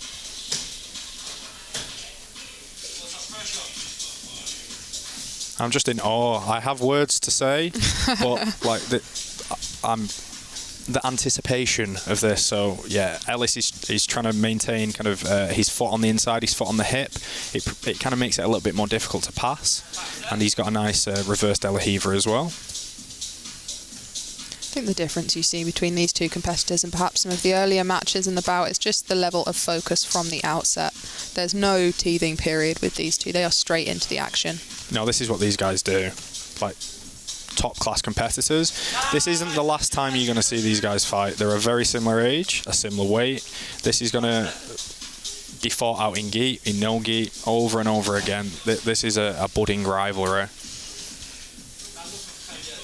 Jed traditionally has kind of built a name for himself with leg locks mainly. He's kind of the protege of Ross Nichols to some extent, but really been carving out his own path recently. I mean, I think he came up a little with Ross, but recently I think Jed is making his own strides for sure, and working with people like Tyreeze, the next generation. I think that's a legacy that I'll definitely be keen to keep an eye on. Yeah, 100%. Ellis with a lovely kind of triangle attempt, and he's trying to transition to an omoplata. He bails on it. He's very wise. He knows when he's got a bite on these submissions and when he's not. And there's no hanging on here. No, and sometimes going for submissions, as we spoke about earlier, opens up guard passes, and Ellis will be very, very keen. Jed looking extremely strong physically here. If you look at his legs, he's really been putting in the work. Yeah, Ellis cleared the knee line beautifully there. So Jed had a very nice bite, as you'd expect, but Ellis cleared the knee line. If you have tuned in for this match, please do consider donating to the crowdfunder online. This is a professional event, but run at a loss, so we could do with your support if we want to run more of them. That was a beautiful entry from Ellis. So he had it's flashed me by, but I think he kind of had like the Berimbolo style entry and was trying to set the back. Then he tried to use it to come to a knee cut. Jed favouring the Kimura trap system now and trying to use that to pass. Ellis is so dexterous. The flexibility and the dexterity of the legs is unbelievable. Yeah, for both guys. But then the speed of Jed's passing, that roll over the top is really working well for him here. Yeah, whilst Jed, like I was saying earlier, whilst Jed's known for leg locks, his game's super well-rounded. Yes. Look at the beautiful leg lock entry, but he's got a wicked dart, as he proved on Polaris. You can see that he's favouring the Kimura trap system as well. This is it's beautiful jiu-jitsu. Again, he's trying to get in on the leg, maybe for a knee bar here. Ellis is wise and trying to counter with a crab roll to the back, crab ride, to the back. They're both really, really efficient with when to bail out. You know, when to give up and not lose position and to reset and try another day. Yeah, we've got 4 minutes left, and this is fairly even, to be honest with you. Like positionally, fairly even. We've had a couple of submission attempts, but not hugely deep. So like one moment could change the result of this. Like literally a deep submission attempt will obviously trump everything, but a sweep into mount or get in the back or passing the guard, it'll be big in this. Jed bringing his hands on the inside. As I said before, the floor's lava. Everyone who's done jiu-jitsu for more than 6 months knows that. Ellis with a beautiful sweep, and Jed tried to counter by entering the legs off the back of it, and now he's back on top. Tyreeze, Cunliffe encouraging Jed to push that pace. He has control of that leg, which is interesting. He'll try and bring a reap over the top or go to Asher. Ellis prevented it very nicely. Ellis is so well-rounded. He's such a good grappler. He kind of knows what Jed's going for. It's a question of can Jed's offense be quicker than Ellis's defense? This is super well matched. As I said, this is one that's going to play out. The sandbar from Jed, not quite there. I think if either of these are going to tap to anything, it's going to have to be nearly close to breaking. You know, they're not going to tap to anything. Yeah, 100%. It's interesting though, because that quick sandbar, whilst not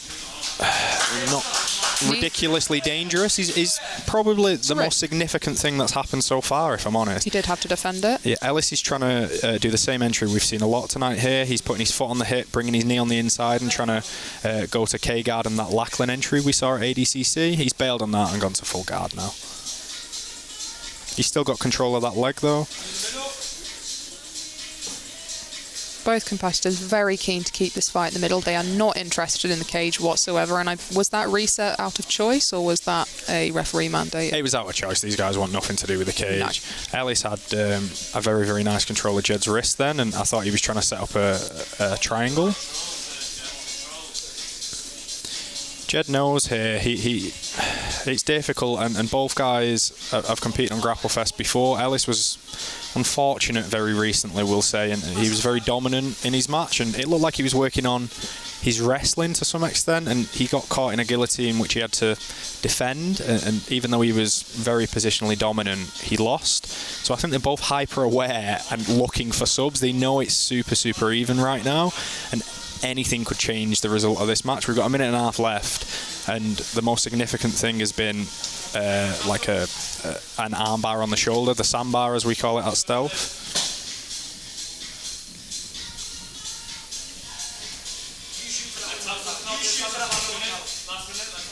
So Ellis has got an underhook here.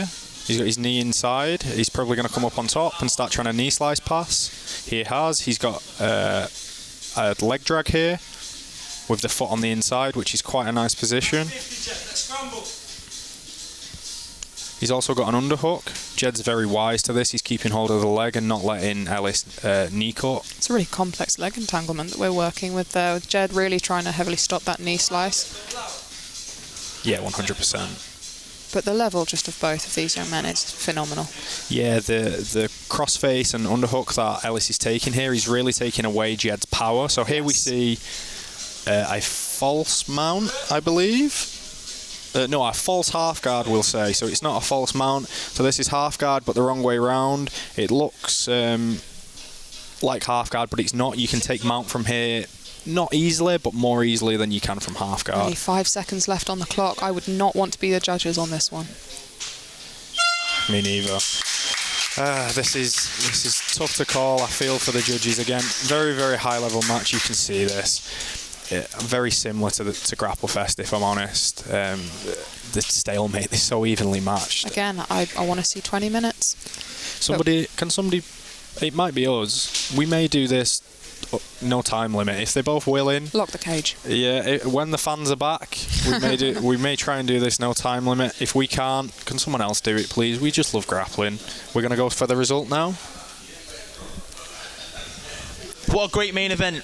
Your winner by unanimous decision in the red corner, Jed Hue.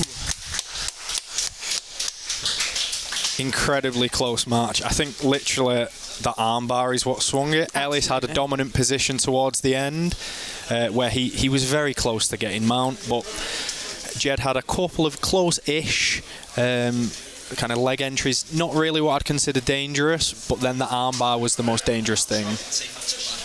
Right. Thank you for tuning in, folks. I'd like to thank our sponsors tonight. Again, we'd love to do one of these again.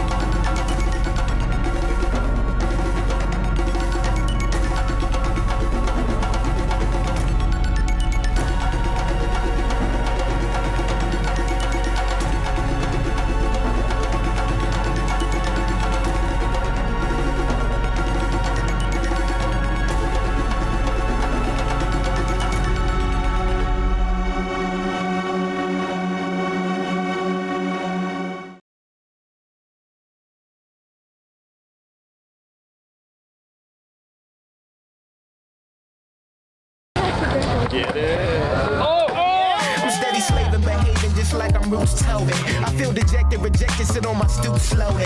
And it's better than Mike Jack with the White Sox. I'm steady slaving for days, just give me one shot. Slaving all day, slaving all night. Work long days and work long nights. Slaving all day, slaving all night. Work long days and work long nights. Slaving all day, slaving all night. Work long days and work long nights. Slaving all day, slaving all night.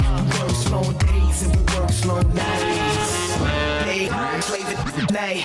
Works days, works nights. Slaving day, slaving night. Works.